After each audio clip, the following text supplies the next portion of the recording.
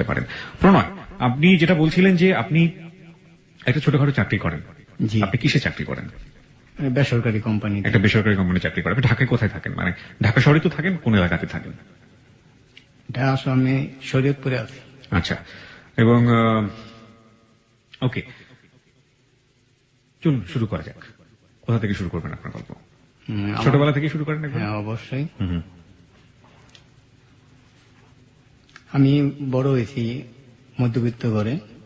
আমরা 4 ভাই 5 বোন। 4 ভাই 5 বোন। জি। বাবা কি করতেন? আমার বাবা হেডমাস্টার ছিলেন। স্কুলের হেডমাস্টার? জি। আচ্ছা। তো আমি ছোটবেলা থেকে লেখাপড়ায় খুব ভালো ছিলাম। আমার লেখাপড়া খুব সীমিত, এসএসসি পাস করছি। ভালো ছিলেন মানে আপনি কি? আমার জীবনে আমি কখনোই রোল 2 হয় নাই, সবসময় 1 ছিল। ক্লাস 10 পর্যন্ত আপনার রোল 1 ছিল?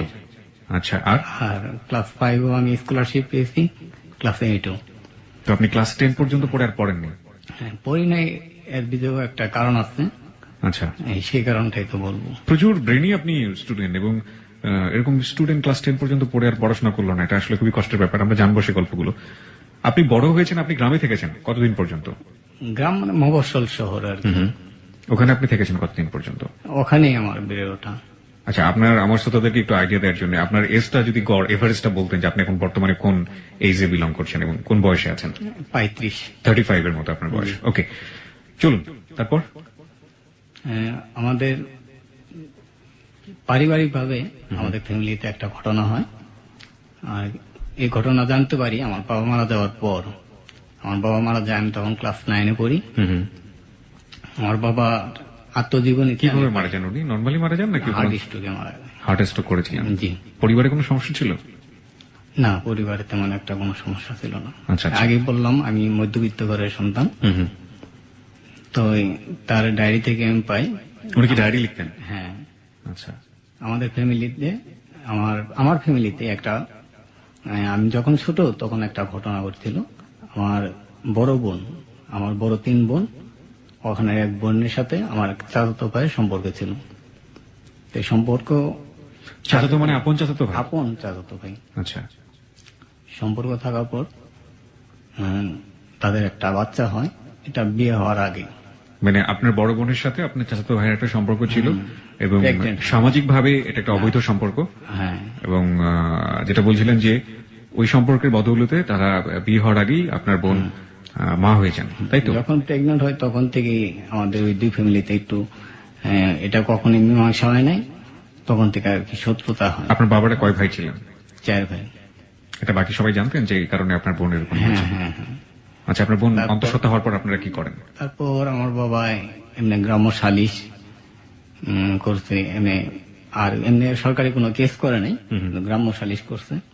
করার পরে এটা যখন না মিটছে, তখন আমার বাবা আমরা একসাথে ছিলাম, ওরা ওখান থেকে জমি জায়গা বিক্রি করে আমরা আলাদা জায়গায় বাড়ি করি। আর বোনের ক্ষেত্রে বোনকে কি করে? বোন মনে করেন লেখাপড়া করতো, এখন বর্তমান প্রাইমারি স্কুলের টিচার। এখন তারপর অন্যত্র বিয়ে। ছেলেটা তো ওকে লাভ করতো নাকি? মানে লাভ করতো, কিন্তু মানে নেয়নি, অস্বীকার করেছে। ঠিক আছে।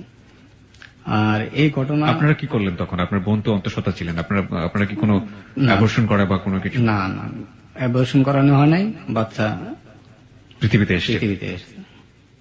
যে স্টেজে আপনারা জেনেছিলেন, তখন তো ইচ্ছে করলে আপনারা আপনাদের সম্মানের দিকে তাকিয়ে বেবিটাকে পৃথিবীতে নাও আসতে দিতে পারতেন। এটা ঠিক, কিন্তু আমার বাবা এটা মানে নাই। আপনার বাবা চেয়েছিল আসুক? হ্যাঁ, আসুক, সেটা যেভাবে আসুক, যেন পৃথিবীর আলো দেখতে পারে, এবং এখনো সে বেঁচে আছে। এবং সে কি জানে এইসব ব্যাপারটা? সে জানে না, সে বড় হয়ে উঠছে। আমার বাবার কথা জিজ্ঞেস করে না তোর বাবাকে? সে জানে যে আমার বড় বোনের মেয়ে সে, এখনো সে জানে। সে বাবার কথা জিজ্ঞেস করে না? তার বাবা ওই আমার বড় ভগ্নিপতি, তাকে বাবা বলে ডাকে। ও আচ্ছা। আপনার বড় বোনের বিয়ে হচ্ছে? হ্যাঁ। আর যার কাছে বিয়ে হচ্ছে সে জানে কাহিনী? হ্যাঁ, সে জানে। এবং জানার পরে সে সেটা গ্রহণ করেছে? হ্যাঁ হ্যাঁ, সে মানে নিচ্ছে। ওকে, চলুন সামনে দিকে যাওয়া যাক। আপনি এটা জানতে পারলেন কিভাবে? এটা আমি আমার বাবার ডায়েরি পড়ে জানতে পারি। আর তখন থেকে আর কি আমার জীবনের এই দিকে আসছি। মানে আপনার বাবার ডায়েরি পড়েছিলেন আপনি ক্লাস 9-এ, রাইট? জি জি। ক্লাস 9-এ আপনার বাবার ডায়েরিতে কি লেখা ছিল? আপনি একটু লেখা ছিল এটাই যে আমার নিজের রক্ত আমার সাথে এরকম করলো, আমার ছেলেরা যেন এটার কোনো নেয় আর কি, প্রতিশোধ নাই। হ্যাঁ, প্রতিশোধ ডাইরেক্ট লেখা নেই, মানে এটার জন্য কোনো ফয়সালা করে এরকম আর কি। আচ্ছা আচ্ছা। তো তারপর থেকে আর কি আমার সিদ্ধান্ত আমি নেই যে আমি লেখাপড়া করি বা না করি, আমি এটা প্রতিশোধ নেব। আমার মধ্যে একটা প্রচুর জেদ সৃষ্টি হয়, আর জেদ সৃষ্টি হওয়াতেই আমার একটা চাচাতো বোন ওই মুহূর্তে আর কি পৃথিবীতে আসে, খুবই ছোট। যে ভাই, যে চাচাতো ভাই আপনার এই দুর্ঘটনা ঘটিয়েছিল, তার একটা ছোট বোন পৃথিবীতে আসে। হ্যাঁ, পৃথিবীতে আসে। আমার টার্গেট থাকে যে না, তাকে আমি যেভাবে পারি আমার আয়ত্তে নিয়ে আসবো, এবং যে কাজটা আপনার বোনের সাথে হয়েছে আমি সেই কাজটা আপনি তার সাথে করবেন। তারপর সে আস্তে আস্তে ক্লাস 6 যখন পড়ে তখন থেকে, ছোটবেলা থেকে তাকে আমি গোসল করানি, স্কুলে নিয়ে যাওয়া নিয়ে আসা। আর আমাদের ছোটবেলায় তো আমার এই ঘটনা ঘটে আমার বোনের সাথে, ওটা আস্তে আস্তে প্রায় সবাই ভুলে যাওয়ার পথে।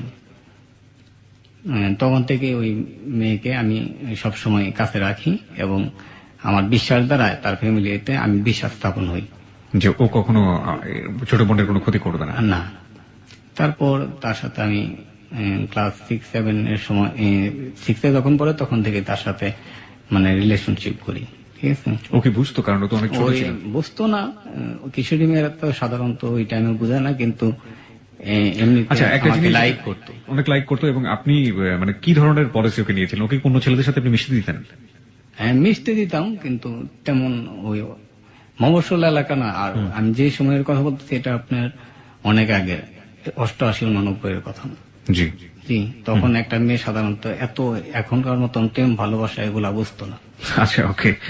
আচ্ছা, তো তারপর তার সাথে যখন এরকম রিলেশনশিপ আমার হইতেছে, এই মুহূর্তে তাদের বাসায় একটা মেয়ে ভাড়া থাকতো, যার কথা আমি বলবো আজকে। মেয়েটার নাম হচ্ছে, মেয়েটার সুন্দর নাম বলতেছি আমি, ছদ্মনাম মানে আপনি যে নামে তাকে ডাকতেন সে নামে বলবেন। প্রেমা। প্রেমা।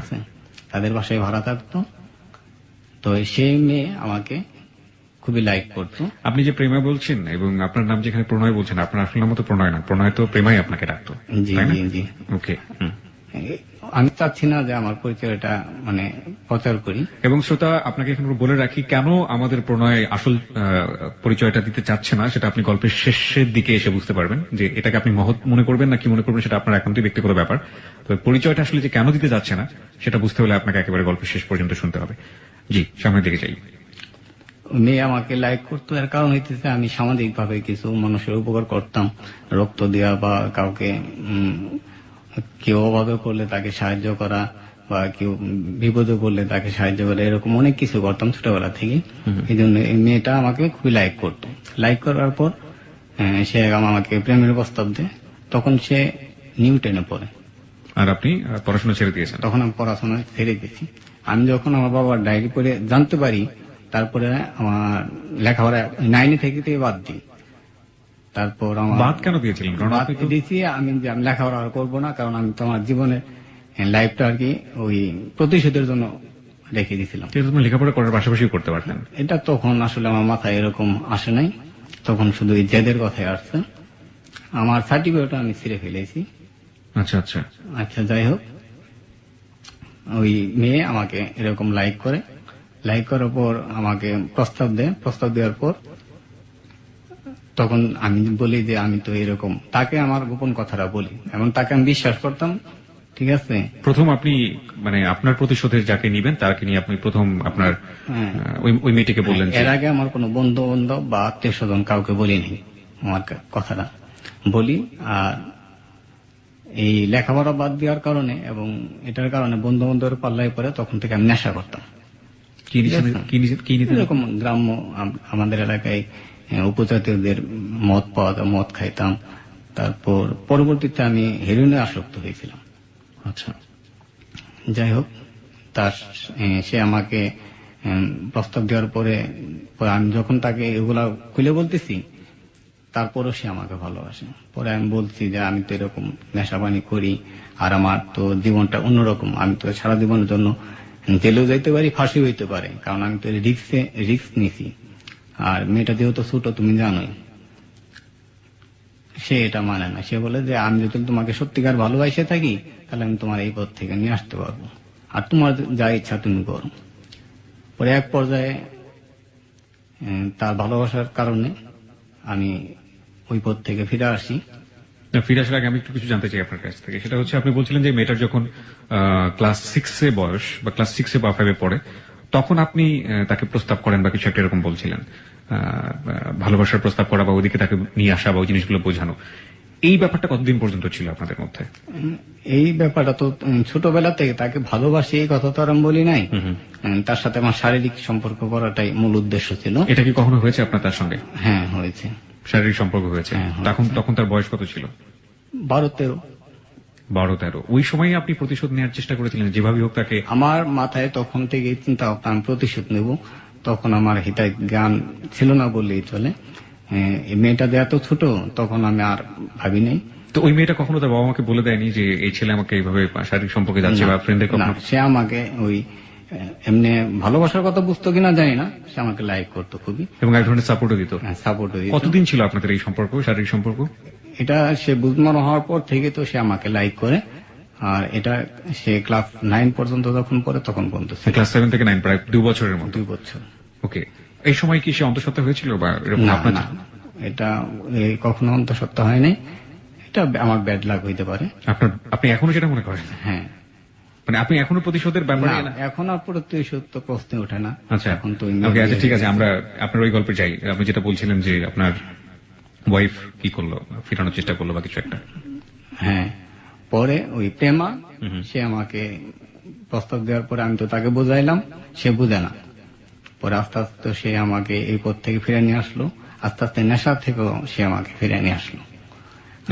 ভালোবাসা যে নেশা থেকে ফিরে নিয়ে আসতে পারে সে, এটা তার জ্বলন্ত প্রমাণ। সে আমাকে পুরোপুরি নেশা থেকে ফিরে নিয়ে আসে। নিয়ে আসার পর সে তখন লেখাপড়া করে, কলেজে উঠলো। কলেজে ওঠার পর তাদের ফ্যামিলিটা এত সচ্ছল ছিল না। প্রেমাদের? আমি যতদূর পারছি তাকে হেল্প করছি, আর তাকে ওই তখন থেকে তাকে আমি ভালোবাসা শুরু করছি। এক পর্যায়ে সে আমাকে বলতেছে। আপনি তাকে ভালোবাসার এক পর্যায়ে কি আপনার ওই মেয়েটার সাথে সম্পর্ক ছিল, শারীরিক সম্পর্ক, যাকে আপনি প্রতিশোধ নিতে চাচ্ছিলেন? হ্যাঁ, যাকে প্রতিশোধ নিতে চাচ্ছিলাম তার রাস্তা থেকে তো সে আমাকে ফিরিয়ে নিয়ে আসলো প্রেমা। না, কিন্তু আমি জানতে চাচ্ছিলাম যে প্রেমা তো আপনার লাইফে আসতে চাচ্ছে। হ্যাঁ, এবং একই সাথে ওই মেয়েটা আপনার লাইফে এক্সিস্টিং আছে। জি। তো প্রেমা তো রাতারাতি পারে নাই, প্রেমা নিশ্চয়ই ব্যাপারটা জানতো। হ্যাঁ। তো ওই জানা অবস্থায়ও কি, প্রেমা থাকা অবস্থায় কি আপনার সাথে ওই মেয়েটার শারীরিক সম্পর্ক ছিল? না, পরবর্তীতে আর ছিল না। আচ্ছা, ঠিক আছে। তো 2000-এ ওই মেয়ের কথায় আমি রাজি হই এবং তার সাথে আমার প্রেমের সম্পর্ক চলে। সে লেখাপড়া করত, তখন থেকে তার সাথে আমার দীর্ঘ 7 বছর প্রেমের সম্পর্ক ছিল। সেই গল্পগুলো আমরা একটু জানতে চাই। 2000 থেকে 2007 পর্যন্ত। আমার বাড়ির ঠিকানাটা আমি এমনি বলতে পারি, ঠিক আছে? আমার বাড়ি শেরপুর। আমার মনে হয় বিস্তারিত আপনার না বলাটাই ভালো। হ্যাঁ, ঠিক আছে। আর তখন থেকে তার সাথে আমার প্রেমের সম্পর্ক ছিল 7 বছর। এই 7 বছরে সে আমাকে, আমিও তাকে বিয়ের প্রস্তাব দিছি। সে আমাকে বলছে যে আমার ফ্যামিলি, তারা 2 ভাই 2 বোন, যেহেতু তারা অসচ্ছল ফ্যামিলি, সে বড় সংসারে। সে বলতেছে আমি লেখাপড়া করতেছি, আমার ইচ্ছা আমি চাকরি কইরা আমার ভাই বোনদেরকে লেখাপড়া করব আর তাদেরকে প্রতিষ্ঠিত করবো। আমি বড়, এটা আমার এক ধরনের একটা ইচ্ছা। আমি চাচ্ছি যে তারপরে আমার ভাইদের প্রতিষ্ঠিত করে আমরা বিয়ে করব। এই 7 বছরে সে এমনিতেও আমার সাথে মনে করেন অনেক জায়গায় ঘুরছে, থাকছে, ফিরছে, কিন্তু তার সাথে আমার কখনো শারীরিক সম্পর্ক হয়নি। যেটাও আপনার রিভেঞ্জের কারণে অন্য একটা মেয়ের সাথে হয়েছিল, সেটা কখনো লাভের জায়গাতে হয়নি আপনার? তো এক পর্যায়ে আমিও বলছি যে আমার ফ্যামিলিতে তো আমার ছোট ভাই বোন আছে, তাদেরকে আমি বিয়ে দেই, প্রতিষ্ঠিত করি, তারপরে আমি বিয়ে করব, আমার এরকম উদ্দেশ্য। আচ্ছা। আস্তে আস্তে আমার বোন 2টারে বিয়ে দিই, আর ভাই আমার ছোট ভাই 2 ভাইয়ের বিয়ে করাইছি। আমার বোন যে বিয়ে দিচ্ছে, একটা বোন জামাই লন্ডন থাকে, সিলেট, তার বাড়ি সিলেট, লন্ডন থাকে। তার ব্যবসা দেখাশোনার জন্য সে আমাকে সিলেট অফার করে, আপনি এলাকায় যে ব্যবসা করতেছেন, আপনি সিলেটে এসে ব্যবসা করলে আপনার প্রফিট আরো বেশি থাকবে আর আমার একটু ভালো হবে। জি। এই অফারটা আমি মানি না যে আমি এলাকাতেই থাকবো। তখন সে জানতো যে এই প্রেমার সাথে আমার সম্পর্ক, প্রেমার সাথে মাঝে মধ্যে সেও কথা বলতো। আচ্ছা, আমার একটু জানতে ইচ্ছে করছে, সেটা হচ্ছে যে আপনি যে প্রতিশোধ নেবার কারণে আপনি লেখাপড়া বাদ দিয়ে দিলেন, যে প্রতিশোধ নেবার কারণে আপনি আপনার সার্টিফিকেট ছেড়ে ফেললেন, যে প্রতিশোধ নেবার কারণে আপনি নেশাগ্রস্ত হলেন, এবং যে প্রতিশোধ নেবার কারণে আপনি বলা যেতে পারে যে একটা অপ্রাপ্ত বয়স্ক একটা মেয়ের সাথে আপনি অনৈতিক একটা সম্পর্ক তৈরি করলেন, সেই জায়গাটা থেকে ভালোবাসা আপনাকে সরিয়ে নিয়ে আসলো। হ্যাঁ, এটা ও কি করতো, ও আপনার সাথে এমন কি করতো যে কারণে আপনি এই মানে এই জায়গাগুলো থেকে সরলেন, আমাদেরকে একটু বলবেন? এই তো ভালোবাসা দিয়ে সে আমাকে ফিরে নিয়ে আসছে, এটাই সত্য।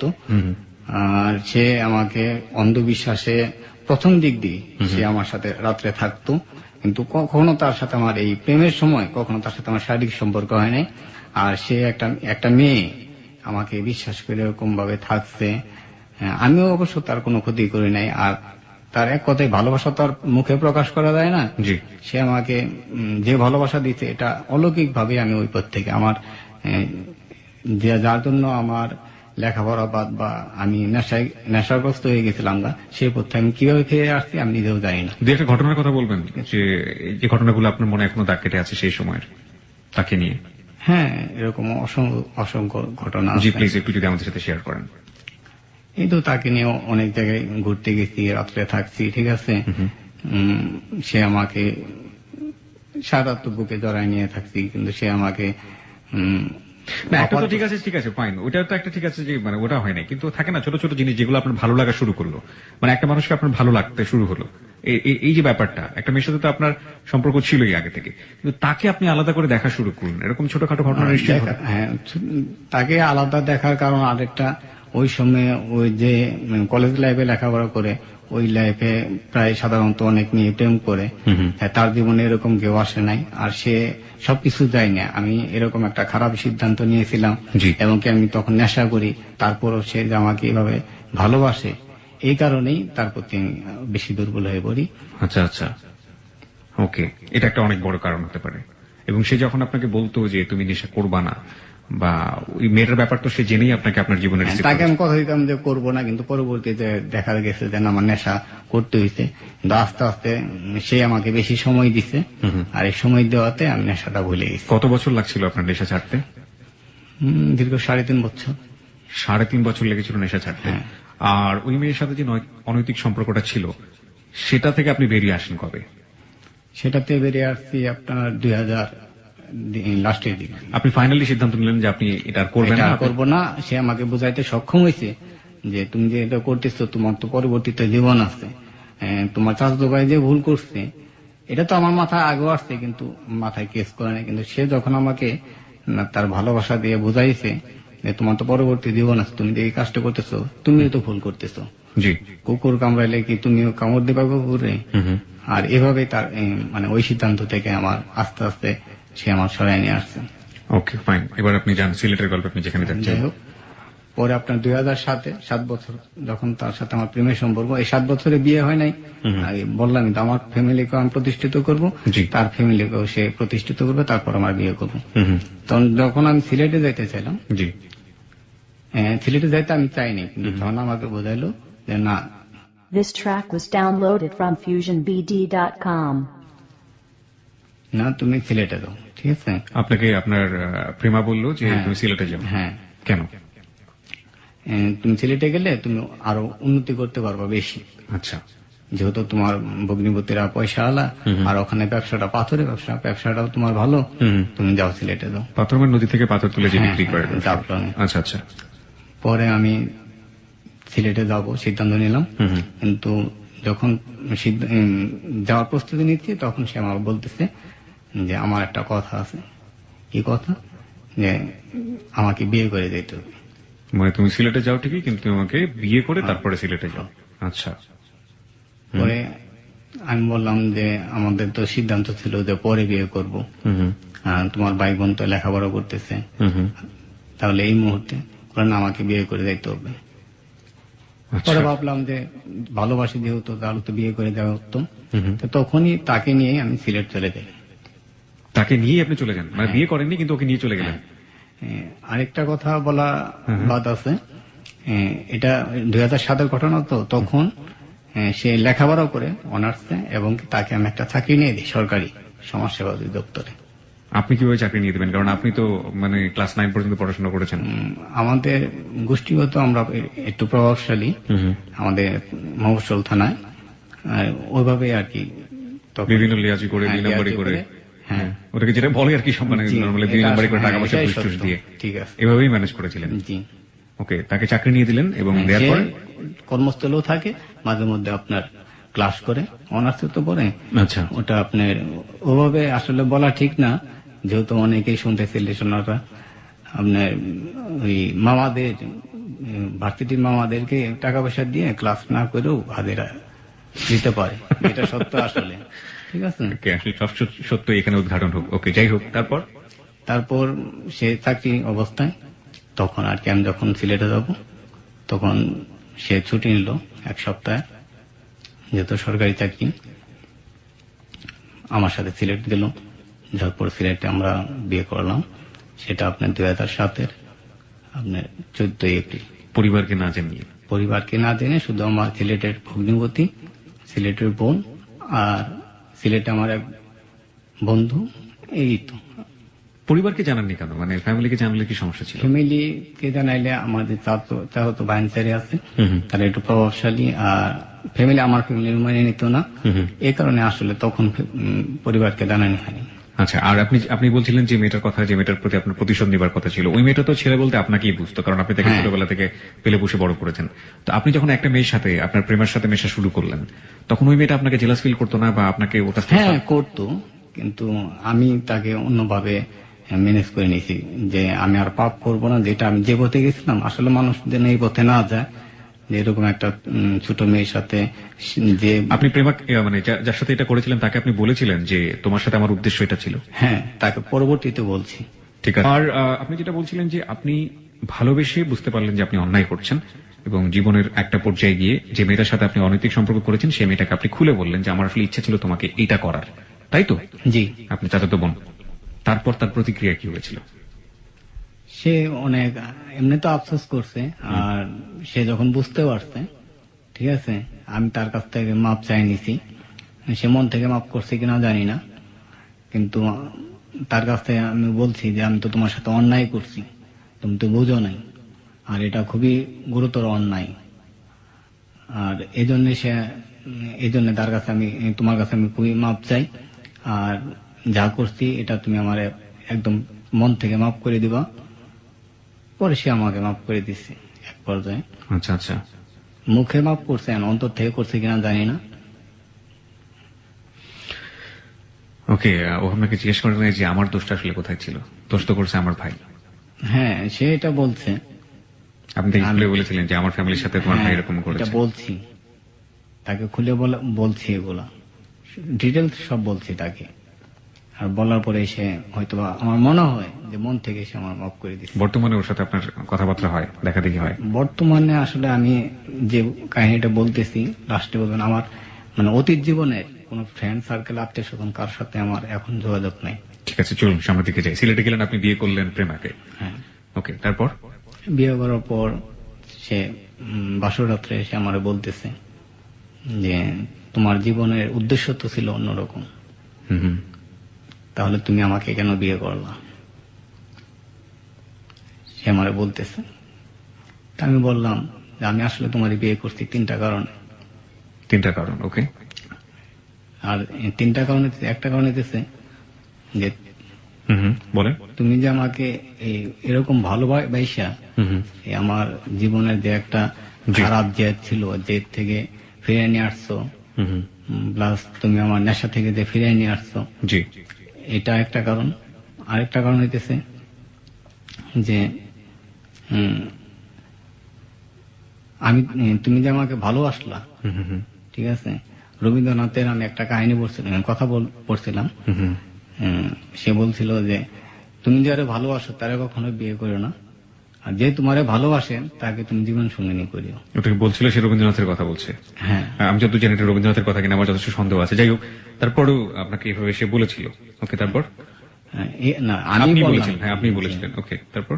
এই কারণে যেহেতু তুমি আমাকে মনে প্রাণে ভালোবাসে আমার এই পথ থেকে ফিরে নিয়ে আসছো, যে তোমার ভালোবাসার শক্তি দিয়ে তুমি আমাকে নিশ্চয়ই মন থেকে ভালোবাসে, এই কারণেই তোমার বিয়ে করছি।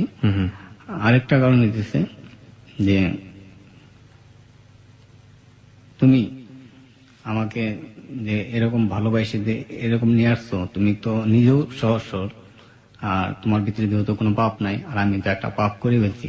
আদৌ আমি এমনি কোনো মেয়ের সাথে কখনোই সম্পর্ক, শারীরিক তো দূরের কথা, কোনো প্রেমের সম্পর্ক আমার ছিল না। আমার জীবনে এই 2টা মেয়ে আসছে। আমি চাইনি, আমি তো এটা পাপ করছি, আর আল্লাহ মাফ করবে কিনা জানি না। যেহেতু তুমি সত্যি এবং সহজ সরল, তোমার বিয়ে করে দিলে আমি এর থেকে আল্লাহর কাছ থেকে যে পরিত্রাণ পাই, এই জন্য তোমার আমি বিয়ে করছি। ঠিক আছে। তারপর আমরা 7 দিন ছিলাম। আমি তো থাকি গেলাম, তাকে আমি গাড়িতে উঠাই দিয়েছি, সে এসে বসছে কর্মস্থলে। আচ্ছা, কর্মস্থলে। হ্যাঁ। আসার পর আমি সিলেটে, তো ফোনে কথা হয় প্রতিদিন। সে আমার বলতেছে আমার, সেও নিজেও ব্রিলিয়ান্ট, ভালো স্টুডেন্ট। ওকে। হ্যাঁ, তার ভাই বোন গুলাও ভালো, তার ছোট 2 ভাই 1 বোন, তারাও লেখাপড়া করে।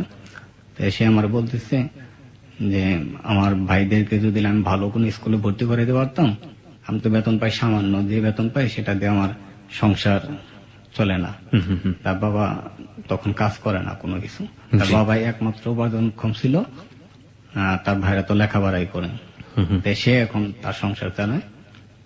তাই আমার সংসার চালাইতে গেলে তো আমি ভাইদেরকে লেখাপড়া করাইতে পারবো না। আচ্ছা, তুমি যদি হেল্প করো তাহলে আমি তাদেরকে ভালো স্কুলে ভর্তি করাই দিতে পারি। তখন তারা মফস্বল স্কুলে লেখাপড়া করে। আচ্ছা, ঠিক আছে, তুমি করো, আমি তোমার এগুলা হেল্প করবো। তখন তার ভাই বোনদেরকে ভালো স্কুলে ভর্তি করাইলাম, তারা লেখাপড়া করতেছে, সে চাকরি করতেছে। মাঝে মধ্যে আমি আসতেছি, এসে থাকি। তো থাকি হইতেছে আমার এক ফ্রেন্ডের বাসায়। আচ্ছা, তখন তো প্রকাশ করিনি, তো আমার এক ফ্রেন্ডের কাছে প্রকাশ করে তার বাসাতে আমরা থাকি। আপনারা 2জন থাকি।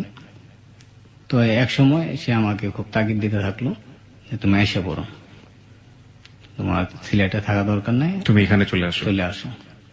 আমরা আপাতত যেহেতু আমি আমার কর্মস্থলে আছি, আমি তো বাড়িতে থাকি না, তুমি এখানে যে কোনো একটা কর্ম করো, আর প্লাস আমরা একসাথে থাকবো।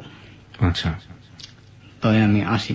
আসার পরে সে বলতেছে যে অফিসিয়াল, পরবর্তীতে বলতেছে অফিসিয়াল ডিস্টার্ব করে তুমি আলাদা বাসা নাও, মাঝে মধ্যে আমি তোমার এখানে আসবো, একসাথে এখন থাকার দরকার নেই। এতদিন পর্যন্ত আপনাদের ফ্যামিলিতে কিছু জানানো হয়নি? ফ্যামিলিতে আমার বন্ধু বান্ধব কিছু জানছে, তার বন্ধু বান্ধব কিছু জানছে, আর তার মা জানছে। ওকে, ঠিক আছে। পরে আমরা এরকম, আমি একটা বাসা নিলাম, সেখানে মাঝে মধ্যে সে আসতো, আর আমার ওই বন্ধুর বাড়িতে মাঝে মধ্যে যাইতাম। এভাবে আমরা থাকতেছি। আমি একটা বেসরকারি কোম্পানিতে জব করা ধরলাম, আর সে তো চাকরি করে। এভাবে চলতে থাকলো। তো 2010-এ কাহিনীটা পরবর্তী, তাই ডিটেলস বলতে চাচ্ছি। 2010-এ তার সাথে আমার তখন বিবাহিত জীবন 3 বছরের। তখন একদিন আমি খুব অসুস্থ হয়ে গেছি। আমি হাসপাতালে, সরকারি হাসপাতাল, জেলা সদর হাসপাতালে ভর্তি। সে আমার সাথে 11 দিন হাসপাতালে ছিল, আমার সাথে আমার পরিচর্যা করার জন্য। হ্যাঁ। তখন আমার বলতেছে যে আমার তো বাড়িতে যাইতে হবে। কেন? আমার দাদি অসুস্থ। ওদের বাড়ি আবার শরীয়তপুরে, আমাদের বাড়ি থেকে অনেক দূরে। পরে বললাম যাবা, তোমার দাদির অসুখ, তুমি যাবা না? বাঁচে না না মরে, তোমার যাওয়া দরকার। তুমি যে এরকম অসুস্থ, তুমি যাও, 2 দিন থেকে এসে পারবা। সে এরকম এই কথা বলে পরে আমি তাকে অনুমতি দিই, সে তার বাড়িতে যায়। আচ্ছা। বাড়িতে যায় ফোন দিচ্ছে, আমার ফোন দিয়ে বলতেছে যে আমার দাদি তো অসুস্থ না। তাহলে কেন গেছো? আমার মিথ্যা বলে নিয়ে আসছে। আমার মামারা তো জানে না যে আমার বিয়ে হয়েছে, আর আমি তো জানাইনি। তারা আমাকে বিয়ে দিতে চায়। আচ্ছা, মামার কর্তৃত্ব কেন থাকবে ওদের পরিবারের উপর? বাবা তো বেঁচে ছিলেন। হ্যাঁ, যেহেতু বাবা ইকোনমিক্যালি উপার্জন ক্ষমতা ওদের উপর ডিপেন্ডেন্ট, সে কারণে। আচ্ছা, কিছুটা ডিপেন্ডেন্ট। আচ্ছা। পরে আমি বললাম যে তুমি কি করবা? বলে সে বলতেছে যে আমি মোবাইল অন করে তোমার শুনাইতেছি, আমার দেখে যাক, যেহেতু একটা পারিবারিক এরকম, আর দেখে গেলে তো সবকিছু হবে না, তুমি শুনো, দেখো কি কি বলে। পরে আমি শুনলাম, তারে দেখে গেছে এবং তাতে পছন্দ হয়েছে। আমি বললাম তুমি আজকে এসে পড়ো, যেহেতু আমি অসুস্থ, আমি কিন্তু তখন হাসপাতালে। পরে সে এসে পড়ছে, আমার কথা মতো সে এসে পড়ছে। জি। আসার পরে আমি হাসপাতালে 11 দিন ছিলাম। পরে 11 দিন পরে আমি বললাম যে আমি যেহেতু একটু সুস্থ হয়েছি, তো তুমি অফিসে যাও, নাইট করো, আবার যাইতো দিনের বেলা অফিস করো, নাইটে তো আমার সাথে থাকে। এই সময়টা রাতের বেলা কি সে আপনার সঙ্গে থাকে? হ্যাঁ। তো তার মানে তো তার বাবাও জেনে গিয়েছিল যে কিছু একটা নিশ্চয়ই, তাহলে যে পরিবারে হ্যাঁ, কি তার বলতো? বাবা মা তখন জানে, তার মানে যে কাহিনীটা বলতেছি, তার বাবা মা তখন জানে। তখন জেনে গিয়েছে আপনার সাথে বিয়ে হয়েছে বা কিছু একটা হয়েছে। হ্যাঁ, বিয়ে হয়ে গেছে জানো। তো তাহলে তারা কেন বাধা দিল না? তার মামাদের কেন বললো না যে বিয়ে তো হয়ে গেছে, আবার কেন বিয়ে দিবে? এটা তার বাবা মাকে হয়তো বুঝাইছে যে তারা পয়সা আলা, ঠিক আছে, যে দেখে গেছে সে গ্রিস প্রবাসী। আচ্ছা। এই জন্য হয়তো বা কিছু একটা এরকম হতে পারে কিনা যে যদি এটা বলতে চাই, যেহেতু আমরা তাদের উপর ডিপেন্ডেন্ট, আর আমার ভাই বোন গুলো ডিপেন্ডেন্ট, নির্ভর করছে, তো কোনো কারণে যদি টাকা পয়সা দেওয়া বন্ধ করে দেয় তাহলে তো বিপদে পড়ে যাবো, এরকম কোনো ব্যাপার স্যাপার কি ছিল? অবশ্যই, কারণ তার টাকা দিয়ে তো তার সংসার চলতো, আর আমি হেল্প করতাম, এটা তার বাবা মা জানতো। আমি যে হেল্প করতাম এটা তো তার বাবা মা জানতো। আচ্ছা।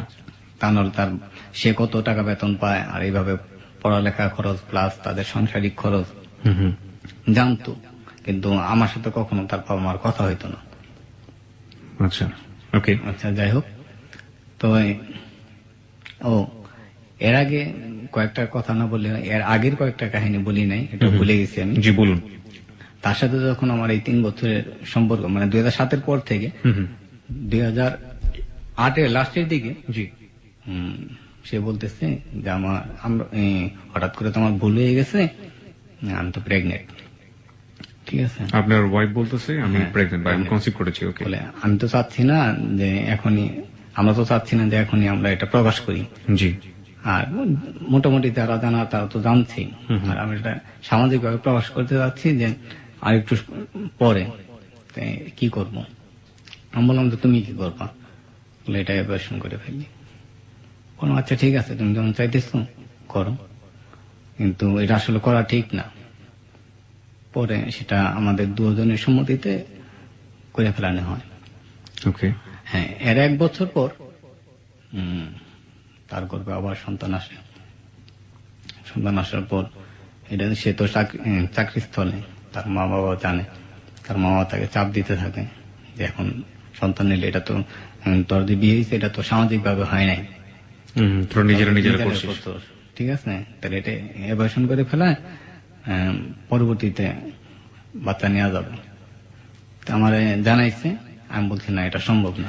আমি একটু জানতে চাই, সে তখন অনার্সে পড়ছিল আপনি বলছেন, এবং আপনি ক্লাস 10ও কমপ্লিট করতে পারেননি, তো এটা কি একটা? আমি এসএসসি কমপ্লিট করছি। এসএসসি কমপ্লিট করেছেন আপনি, এসএসসি পড়ুয়া, এবং সে অনার্স পড়ছে বা অনার্স কমপ্লিটের দিকে আছে, তো এটা কি আপনাদের একটা সামাজিক ভাবে একটা সমস্যা করতো না পরিবারের কাছে, যে এরকম একটা লোয়ার স্ট্যাটাস? সাধারণত আমাদের দেখা যায় যে মেয়েরা বেশি কোয়ালিফাইড হলে, ছেলেরা একটু লোয়ার কোয়ালিফাইড হলে এটা নেয় না, পারিবারিক ভাবে এটা মেনে নেয় না বা সামাজিক ভাবেই নেয় না, তো আপনাদের কি এই জায়গাটায় কোনো সমস্যা হতো? এটা আসলে কখনো হইতো না, কারণ তাকে তো লেখাপড়া করিতেছি আমি, ঠিক আছে, তার সাথে সম্পর্ক তো আমার অনেক আগের থেকে, তার লেখাপড়ার খরচ সবকিছু তো আমি করিতেছি। এটা সে তার থেকে তো হইতো না, তার ফ্যামিলি থেকে আমার মনে হয় হতো না। তার বাবা কি করতো? তার বাবা অ্যালুমিনিয়ামের ব্যবসা করতো। অ্যালুমিনিয়ামের ব্যবসা করতো? অ্যালুমিনিয়াম মানে যে বাড়িতে বাড়িওয়ালা ফেরি ফেরি করে যে অ্যালুমিনিয়াম বিক্রি করে, হাড়ি পাতিল গুলো, এগুলো? জি জি জি। চলুন তারপর। যাই হোক, পরে তো আমি বললাম যে বাচ্চা নষ্ট করা যাবে না। সে গোপনে হয়তো বা সে করুক বা তার মা করা কোন একটা ওষুধ খাওয়ানোর পর তার অবস্থা সিরিয়াস হয়ে গেছে। সেকেন্ড বেবিটাও নষ্ট করার প্ল্যান? হ্যাঁ, তখন তাড়াতাড়ি তাকে আমি হাসপাতালে নিয়ে গেলাম, ক্লিনিকে নিয়ে গেলাম। নিয়ে যাওয়ার পর ডাক্তারে বলতেছে যে এটা অপারেশন করতে হবে, তা না হলে তাকে বাঁচানো যাবে না। জি। এটা কত মাস বয়স পরে, কত মাস বয়সটা হয়েছে? 7.5 বা 8 মাস হয়তো বা। 7.5-8 মাস। আচ্ছা। পরে এটা ময়মনসিংহ সদর ক্লিনিক, খুব নাম করা ক্লিনিক, সাইমন ক্লিনিক। আচ্ছা 7.5-8 মাস বয়সে তো যেটা হয় যে এমনিতেই বোঝা যায়, 3 থেকে 4 মাস হলে তো একটা মানুষকে দেখলে বোঝা যায় যে হ্যাঁ। She is pregnant. আর অনেক মানুষের কিন্তু বোঝা যায় না তেমন একটা, তখনও বোঝা যায় না। ঠিক আছে, একবারে যে বোঝা যায় না তা না, ভালোভাবে গভীরভাবে দেখলে বোঝা যায়। যদি একটু গোপন করার চেষ্টা করে তাহলে হয়তো বা বোঝা যায় না, তাই তো? তো যাই হোক, তখন এই ক্লিনিকে তাকে করানি হয়। তার মা বাবা বা কেউ আসে না, তার ভাই আসে, তার ছোট ভাই আসে, আর তার ভার্সিটি পড়া 2টা বন্ধুই আসে। যেহেতু তারা হোস্টেলে থাকে, তারা রাত্রে থাকতে পারে না, আমি থাকি। ওকে। আর এই থাকা অবস্থায় একটা ছেলে একটা মেয়ের এরকম করলে কিরকম হয়তো জানেনি। এই সমস্ত সেবা যত্ন আমাকেই করতে হয়েছে। বাস, আপনি তাকে ধরলেন না, তুমি করলে কেন অপারেশন? ও কি বলেছিল? তখন তো সে অসুস্থ, তখন তার বলিনি। পরবর্তীতে বলছি, সে বলছে আমি জানি না, এটা আমার মা হয়তো এই করতে, আমিও চাইনি। ঠিক আছে, ভয়াবহ রিস্কি ওই সময়টাতে তো, তাই না?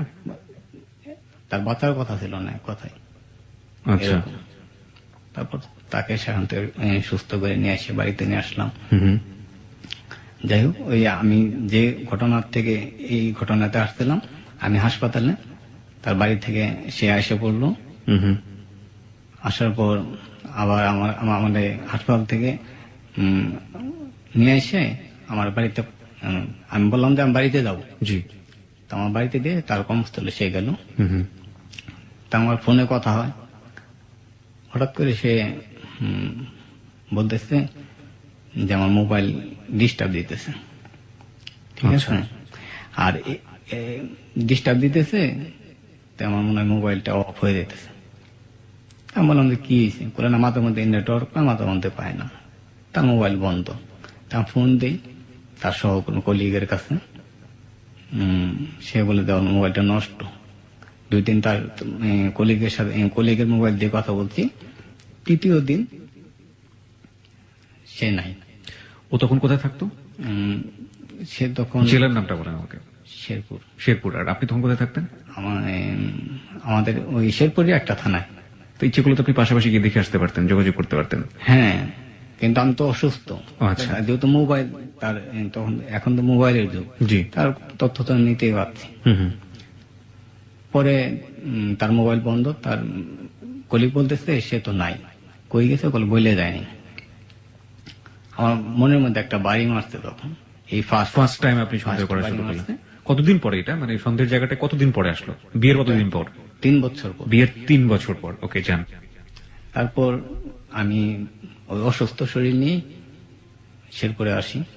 আসার পর দেখি তো সে নাই। তা আমার বিশ্বাস হয়তো বা মোবাইল নষ্ট, কিন্তু সে তখন ময়মনসিংহে তাকে পড়ায়, হয়তো বা কোনো দরকারে ময়মনসিংহ গেছে, লেখাপড়া কোনো দরকারে। জি। তাই ময়মনসিংহ আসি ওই অসুস্থতা নিয়েই। আসে সে ময়মনসিংহ যেখানে যেখানে থাকে খোঁজ করি, কিন্তু তাকে পাই না। জি। যখন পাই না তখন আমার আর একটু সন্দেহ, সে গেল কোথায়, সে তো আমাকে না বইলা কোথাও যায় না। জি। তাহলে হঠাৎ করে সে এরকম গেল, আমার ফোনও দেয় না, আমার কেমন জানি লাগতেছে। জি। পর আমি আবার শেরপুরে চলে আসি, এসে তার অফিসে আমি যাই। যাওয়ার পর তার অফিসের যে বস, জি, পরিচালক যে সমাজসেবা দপ্তরের, উনি এবং অফিসের কলিগরা জানতো আমাদের ব্যাপারটা। আচ্ছা আচ্ছা, তারা জানতো যে আপনাদের মধ্যে আপনার হাজব্যান্ড ওয়াইফ। হ্যাঁ, এটা জানতো তারা। ওকে। পরে তার বস বলতেছে যে তার গতিবিধি কিরকম, ভালো ঠেকতেছে না, আপনি দেখেন, সে হয়তো বা তার দেশে যেতে পারে। ওকে, তার দেশটা কোথায় ছিল? শরীয়তপুর। ওকে। তা আমি শরীয়তপুর কখনো যাইনি, তার নিজের দেশে বাড়ি হলে কি আমি কখনো যাইনি, কারণ তারা আমাদের এলাকায় থাকে একবারে ছোট থেকে। আচ্ছা। এই জন্য আর যাওয়া হয় না। তারাও যাইতো 3-4 বছর পর পর। 2010-এর 2 মে আমি শরীয়তপুর যাই। 2010 সালের 2রা মে আপনি শরীয়তপুরে গেলেন। তার বাড়ি ঘরের ঠিকানা কোনো কিছু জানা নাই, জানি এমনি তার কাছ থেকে শুনছি যে এই থানায় থাকে আর এই গ্রামে থাকে, এইটুক ঠিকানা নিয়ে যাই।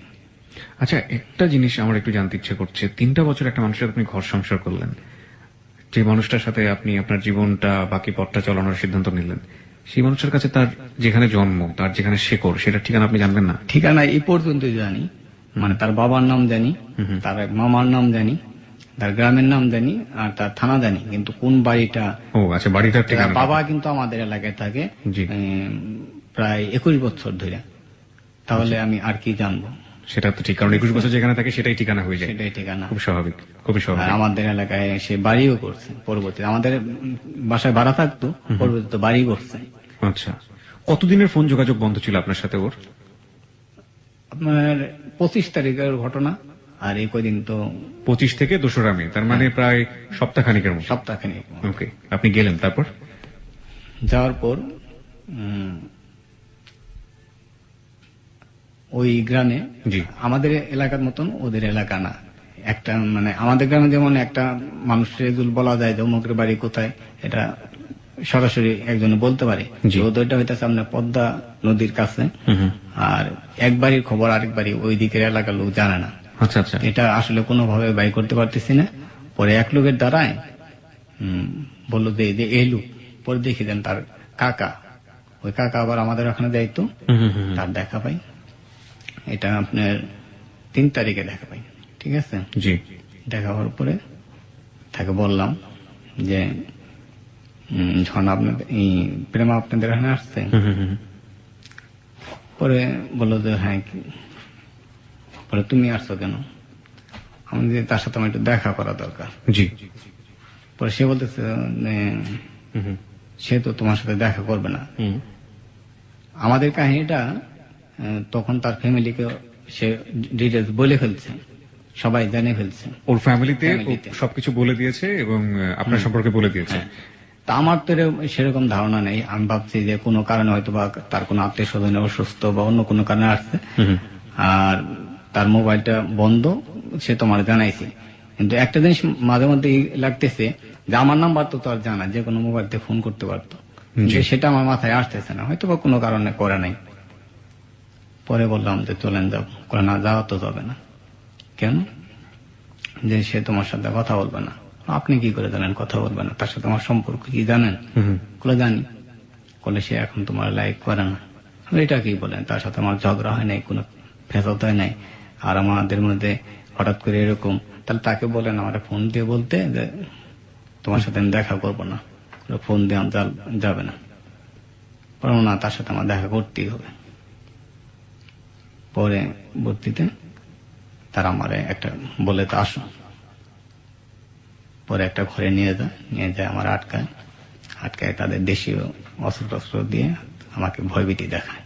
কি বলে আপনাকে? যে দেখ, তোর সাথে তার কোনো সম্পর্ক নাই, তুই তারে ভুলে যা, আর তার আমরা বিয়ে দেবো অন্য জায়গায়। আপনি কোন ফ্রেন্ডের সাথে করে নিয়ে গিয়েছেন? না, আমি একবার একাই গিয়েছি। আমার তো এরকম কোনো বিশ্বাস ছিল না যে তার এরকম কাহিনী হবে। কিন্তু ওই যে বললাম না, একদিন সে আমাকে বলছে তাকে দেখতে আসছিল, সেটা আমি তেমন আমলে নিইনি। আচ্ছা। তাকে তো তখন থেকে মনে প্রাণে বিশ্বাস করতাম। জি। পরবর্তীতে তারা আমার ঘরে আটকায় এরকম থ্রেট দিল, ভয়ভীতি দেখাইলো। একজনের দা নিয়ে আমার গলাতেও ধরছিল, চট থাপ্পড় দিচ্ছে। পরে আমি তো নাচর বান্দা যে আমি তার সাথে কথা বলবো, আমাকে মারি ফেললো, আমি তার সাথে কথা বলবো। পরে এক পর্যায়ে কোনো ভাই আমার সাথে কথা বলতে দিবে না, তখন ওদের গ্রামের চেয়ারম্যান এক প্রতিনিধি আমার এখানে আসলো। আসার পরে বললো। আসার পরে কি হলো আমরা একটু জানবো, তবে তার আগে শ্রোতা যারা আছেন তাদেরকে আরো একবার মনে করিয়ে দিচ্ছি, আপনি শুনছেন হ্যালো 8920, এবিসি রেডিওতে আপনি আছেন, এবং হ্যালো 8920 আজকে 15তম পর্ব। এই 15তম পর্বের থেকেই একটু পরিবর্তন আসছে, সেটা হচ্ছে আগামী বুধবার থেকে হ্যালো 8920 প্রচারিত হবে রাত 11:10 থেকে। আগামী বুধবার, তার মানে বুঝতে পারছেন আগামী বুধবারে আমাদের হ্যালো 8920 নিয়ে আমরা আসছি। এবং একই সাথে আপনার এই অতিথিকে যদি কোনো প্রশ্ন করার থাকে এবং অতিথি বা অনুষ্ঠান সম্পর্কে যদি আপনি কিছু বলতে চান, আপনি সেটা ফেসবুকে করতে পারবেন। আমাদের যে হ্যালো 8920 নিয়ে যে পেজটি রয়েছে এই মুহূর্তে RJ স্পেস KEBRIA, ওখানে খোঁজ করলে দেখবেন। ওখানে গিয়ে একটি স্ট্যাটাস দেওয়া আছে, show is running now, guest is Pranay, any question and any comments please write down here. এবং যেটা আপনাদের অনেক পড়া হবে। অনেকে মন্তব্য করেছেন, সেখান থেকে প্রশ্ন করেছেন, আমরা প্রশ্নগুলো প্রণয়কে করব, তো আপনি সেখানে যোগ দিতে পারেন। এবং আমাদের অনুষ্ঠানগুলোর যে প্রচারিত পর্বগুলো আছে হয়েছে, অনেকেই ডাউনলোড করতে চান, সেই ডাউনলোডের অপশন ওখানে আছে। জি, তো এলাকার প্রতিনিধি আসলো এবং আসার পরে কি করলো? আসার পরে বলতেছে আচ্ছা ঠিক আছে, যেহেতু এর মারলেও কিচ্ছু হবে না, তোমরা একটু কথা বলাও।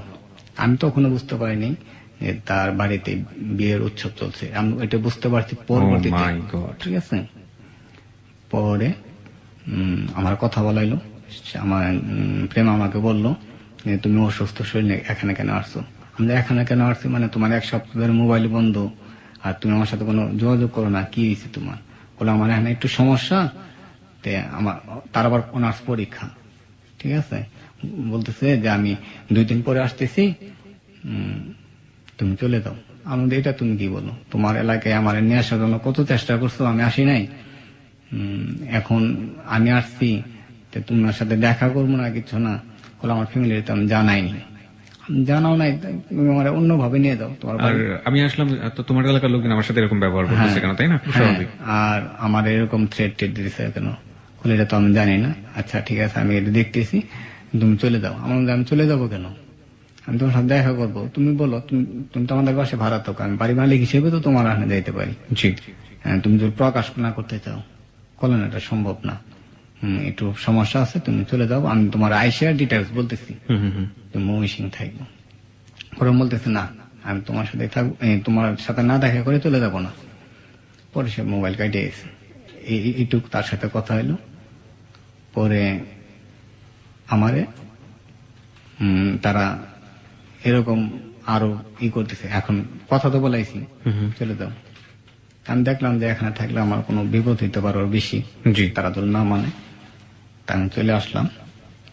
আসার পরে আমি তার গ্রাম থেকে 2 মাইল পরে আমরা বাসে উঠাই দিলাম, 2 মাইল পরে আমি নামে পড়ছি। আমার সাথে তারা যে লোক দিয়ে দিছে সেটা আমি খেয়াল করিনি, যে ঠিক মতো যায় কিনা একটু দেখার জন্য। নামে পড়ার পরে তারা টের পাইছে, আমার ধরে নিয়ে থানায় নিয়ে গেছে। ঠিক আছে, থানায় নিয়ে যাওয়ার পরে থানার দারোগারে বলতেছে যে আমার মেয়েকে এই এলাকার সন্ত্রাসী, তাদের বাসায় আমরা ভাড়া থাকতাম, তারা এলাকার প্রভাবশালী ব্যক্তি, সন্ত্রাসী আমার মেয়েকে জোর করে বিয়ে করতে চায়। মেয়ের বাবা এটা বলছে? হ্যাঁ, আমার মেয়ে চাকরি করতো ওখানে, চাকরি তার অত্যাচারে সে এসে পড়ছে, সরকারি চাকরি বাদ দিতে। এখন আমার মেয়েরে বিয়ে দিছি, আমি এই ফার্স্ট শুনলাম তার বিয়ে হয়েছে থানাতে। বিয়ে দিছি। কার মুখ থেকে শুনলেন? আপনার শ্বশুরের মুখ থেকে? হ্যাঁ, বিয়ে দিছি। এখন আমার তার শ্বশুর বাড়িতে যায়, সে সন্ত্রাস করতে চায়। ঠিক আছে, এরকম বললো। জি, তবে আমি তো তখন আমার অবস্থা খুবই করুণ, যে এটা কি বলে, এটা কি শুনলাম। জি, দারোগা বলতেছে, দারোগা না ওসি, ওসি সাহেব তুমি, উনি বলতেছে তোমার কি বক্তব্য। পরে বললাম যে আসলে উনি যা বলতেছে এটা সম্পূর্ণ মিথ্যা, আমরা প্রেমার সাথে আমার একটু কথা বলান বা আপনিই বলেন, ঠিক আছে, তাহলে বুঝতে পারবেন। আমার বিশ্বাস ছিল যে তার সাথে আমার এতদিনের সম্পর্ক, সে হয়তো বা আমার সরাসরি আমাকে কোনো কিছু বলতে পারবে না, আর এটা হয়তো বা আমার শোনানোর জন্য বলতেছে যে আমি এখান থেকে যেন চলে যাই, বিয়ের কথাটা মনে এই কারণে বলছে। আমার তখনও বিশ্বাস নেই, কিন্তু শরীর আমার ভেঙে বলছে। পরে দারোগা ফোন নাম্বার দিল, ফোন নাম্বার দিবে না। পর দারোগা তার মামা সাথে ছিল, তার মামার একটা চর দিছে, এই বেটা ফোন নাম্বার দিবে না, তোদের ভিতরে তাহলে কোনো আছে, ঝামেলা আছে। দারোগারে আমি আবার এই ওসি সাহেবের আমি আবার খুলে বলছি সবকিছু, যেহেতু থানায় নিয়ে এসে পড়ছে, তখন তো আমার করা কিছু নাই। তখন ফোন নাম্বার দিছে, তো দারোগা মোবাইল থেকে ফোন দিছে, কল দিছে, দিয়ে বলতেছে তুমি কি প্রেমা? বলতেছে হ্যাঁ। তুমি কি প্রণয়কে চেনো? বলে হ্যাঁ চিনি। তার সাথে কথা বলো, লাউড স্পিকার দেওয়া। সে বলতেছে দেখেন, তার বাবার বক্তব্যটাই সে খুলে বলতেছে। আমি তো অবাক, কি বলতেছে আপনি একটু বলেন। বলতেছে যে আমি তার এলাকায় তার বাসায় ভাড়া থাকতাম, সে আমার সবসময় উত্ত্যক্ত করতো। আমি চাকরি নেওয়ার পরেও আমাকে উত্ত্যক্ত করে। এখন আমি এগুলা সবকিছু ভুইলা, মানে সবকিছু তার অত্যাচারে আমি আমার বাড়িতে আসছি। আমার বাবা আমার বাড়িতে বিয়ে দিচ্ছে, আমি এখন আমার শ্বশুর বাড়ি। এই কথা বললো। এই কথা বলার আগে আমি আবার তাকে বলছি যে দেখো আমি তো খুব বিপদে, আমার 1 মিনিট কথা বলতে দিচ্ছে। দেখো আমি তো খুব বিপদে, বর্তমানে থানায় আছি, তোমার আব্বা এরকম কি উল্টা অভিযোগ করতেছে, এই অভিযোগে আমার জেল হইতে পারে বা আমার কোনো ক্ষতি, বড় ধরনের ক্ষতি হইতে পারে। তোমার বক্তব্যের উপরে ভিত্তি করবে সবকিছু। তুমি একটু দারোগার সাথে কথা বলো। যখন এই কথা বলতে তখন আমি জ্ঞান হারা হয়ে গেছি তার কথা শুনে। আপনি এটা বলার পরেও সে বাবার পক্ষে কথা বলেছে? যখন বলছে তখন আমার মাথার সেন্স না গেছে, সে আসলেই এটা কোনো সত্য হয়ে গেছে, তার বিয়ে হয়ে গেছে এরকম। পরে আমি যখন সুস্থ এলাম, আমার পানি টেনে দিয়ে সুস্থ করলো। করার পর দারোগা বলতেছে, ওসি সাহেব বলতেছে যে দেখো মানুষের জীবনে এরকম ঘটনা হয়, সে হয়তো তোমাকে এখন আসলেই লাইক করে না। আমি তো এটা বুঝতেই পারছি। দারোগার তো উচিত ছিল আপনার কাছে রেজিস্ট্রি বা কাবিননামা এগুলো আছে কিনা এগুলো। পরে বললো যে দেখো তোমার যে লাইফ, যে তোমার বয়স, তুমি তো জীবনের অন্যভাবে সাজাও, যেহেতু সে তোমাকে এরকম বলতে পারে, এখন তুমি এগুলা কেস করি কি করবা? আর তার যদি তুমি সত্যিকার ভালোবাসে থাকো তাহলে তার মতো সে থাকুক, আর তার তুমি ইচ্ছেগুলো ক্ষতি করতে পারো, দেখো তোমার কাছে। আর এরকম তুমি তাকে আইনের মাধ্যমে অন্য কোনো ভাবে তোমার কাছে আসলোই, এরকম পরবর্তীতে আবার তোমার সাথে এরকম করলো, তখন তুমি কি করবে? আচ্ছা, আপনি যে বিয়ে করেছিলেন, আপনাদেরকে রেজিস্ট্রি করে বিয়ে করেছিলেন? মানে কাগজটা আপনার কাছে আছে? আছে। ওকে, চলুন তারপরে কি হলো? তারপর দারোগা আমার এরকম বললো যে অনেক ফ্যামিলিতে তো এরকম 7 বাচ্চার মা হওয়ার পরও তো আরেক জায়গায় আরেক ছেলের সাথে চলে যায়, এরকম তুমি মানে নাও। দারোগা আপনাকে বোঝাচ্ছে, কাউন্সিলিং করছে? আচ্ছা, এরকম বোঝাচ্ছে। পরে আমি নিজে নিজে ভাবলাম যে এখানে তো আর কোনো করার কিছু নাই, এখান থেকে আমি চলে যাওয়াটা এমন উদ্যম। এখন যদি আমি উল্টা পাল্টা বলি তাহলে হয়তো বা পয়সা টয়সা দিয়ে হয়তো যদি আমার আটকায় রাখে তাহলে তার নারী মুসিবতে পড়বো। তখন আমি চলে আসলাম ওখান থেকে। আচ্ছা, চলে আসার পরে আমি আমার মোবাইল থেকে তার নাম্বার তো বন্ধ, তার ভাইয়ের নাম্বার, তার মামার নাম্বার, ওগুলা নাম্বারে SMS দিলাম। আচ্ছা, কি লিখেছিলেন আপনি? SMS লিখছিলাম যে আমি যা বলতেছি এটাই তো সত্য, আপনারা যেটা করতেছেন এটা মিথ্যা। সে আমাকে তো লাইক না করে তাহলে আমাকে ডিভোর্স দিয়ে তারপর সে বিয়ে করতে পারতো। সে তো সত্যিকার বিয়ে করে, আমার বিশ্বাস নাই বিয়ে করতে, আমাকে ডিভোর্স দিক, আমার সাথে তার সাথে আমার দেখা করান। আর যদি না করান তাহলে আমি আসছি, যে পর্যন্ত দেখা না করাইছেন এই পর্যন্ত আমি আসছি। আমার তখন অন্ধবিশ্বাস যে তার সাথে আমি দেখা করবো সরাসরি, এটা হয়তো বা তারে আটকায় রেখে বা কোন চাপে তারে বলাইছে, এরকম আমার বিশ্বাস ছিল না, তারা দেখা করাবে না। তখন আমি আরেকটা SMS দিলাম। এর মধ্যে সে আমার 1 মিনিট ফোন দিছে, তার ভাইয়ের মধ্যে 1.5 মিনিট কথা বলছে। বলতেছে যে তুমি চলে যাও নাহলে তোমার বিপদ হবে, ঠিক আছে? আচ্ছা, আপনার ওয়াইফ? তখন আমি বললাম যে আমার বিপদ হওয়ার যা হোক, তুমি না বলা পর্যন্ত, না দেখা করা পর্যন্ত আমি তোমার এলাকা ছেড়ে যাবো না, আমি কোনো কিছু খাবো না। মানে আপনি জীবন মরণ হাতে নিয়ে নিয়েছেন? তোমার সাথে দেখা করবোই, যে কোনো বিনিময়। তারা যদি আমার ক্ষতি করলে করতেও পারে, আমি তো একাই আসছি, করলেও করতেও পারে, তোমার সাথে আমি দেখা করবোই।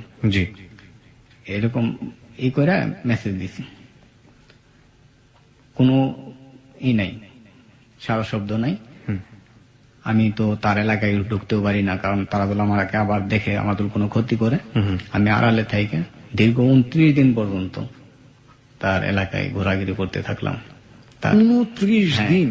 তার বাড়ি খুঁজে, আমি তো তার বাড়ি এখনো চিনি না, তার বাড়ি খুঁজে বাই করবো, তার সাথে দেখা করবো। কিন্তু আপনাকে তো প্রথম দিকে চেয়ারম্যান বা ওরকম শীর্ষস্থানীয় লোক আপনাকে দেখা করিয়ে দিয়েছিল, সেই দেখাটা কোথায়? সে তো আমাকে ফোনে কথা বলা, মেয়ের সাথে দেখা করে নাই। আমার কথা হলো তাকে হয়তো বা কোনো চাপে রাখছে, কারণ সে আমাকে যেভাবে ভালোবাসছে সে তো এইভাবে কাউকে বিয়ে করতে পারে না। বিয়ে করলে সে তো শিক্ষিত জ্ঞানী, সে আমাকে ডিভোর্স দিয়ে বিয়ে করবে, এরকম তো করার কথা না। আর তার সাথে তো আমার কোনো ঝগড়া ফেসাদ হয় নাই। এই বিশ্বাসটা আমার আসে নাই যে সে আসলেই বিয়ে করে ফেলছে। আচ্ছা, পরবর্তীতে তারা তো দেখা করেই না। পরে তার শ্বশুর বাড়ির ঠিকানা পাইলাম। 29 দিন আপনি কোথায় ছিলেন? ওই এলাকায় কিভাবে ওই থাকতেন? এলাকায় ছিলাম। এটা আসলে খুবই মর্মান্তিক। আমার হাতে তেমন টাকা পয়সা ছিল না। আমি অন্যের বাড়িতে ছিলাম, দিন হাজিরা কাজও করছি। আমি জীবনে কখনো কাজ করিনি। ওইখানে থেকে দেখে আপনি দিন হাজিরা কাজ, কামলার যে কাজটা করছি, কারণ কাজ আমি পাবো কোথায়? আচ্ছা, আর কি করার? কি করতেন কামলার কাছে? আপনি কি কাজ করতেন? এই যে পাট, আমি কখনো পাট সেলাই নেই, সেলানি হয়েছে। তারপর আপনার এই যে দিয়ে মেশিন দিয়ে বালু তুলে, ঠিক আছে, ওখানে কাজ আছে একটু, ওই কাজগুলো করছি। This track was downloaded from FusionBD.com. তো আমি টাকা কিন্তু এগুলা রাখতেছি, আমি কিন্তু খাই না, ঠিক আছে। বাস্তবিক আমি কোনো কিছু বিস্কিট আর চা ছাড়া আমি কখনোই খাইনি 29 দিন। 29 দিন বিস্কিট আর চা? মানুষ কিভাবে বাইসে থাকতে পারে জানি না। আমি আমার জীবন লাইফে দেখছি আমি কোনো কিছু খাইনি, আমি বাইসে থাকছি শুধু বিস্কিট আর চা খেয়ে। বিস্কিট আর চা। আমি জেদ করছিলাম, জীবন তো সে আমার সাথে দেখা না করছে, কিছু খাবো না, আসলেই খাবো না, আমার জীবন থাক। আমার অবস্থা খুবই শোচনীয় ছিল। আমি পরবর্তীতে কাজও করতে পারিনি। পরবর্তীতে সে আমার সাথে, সে হয়তো বা গোপনে আমার সাথে ফোন করলো। সে ফোন করে কাঁদতেছে, ঠিক আছে। একদিন দীর্ঘ মনে করেন 19 মিনিট শুধু কাঁদছে, লাইন কাটিয়ে দিচ্ছে, আর লাইন পাওয়া যায় না, এরকম।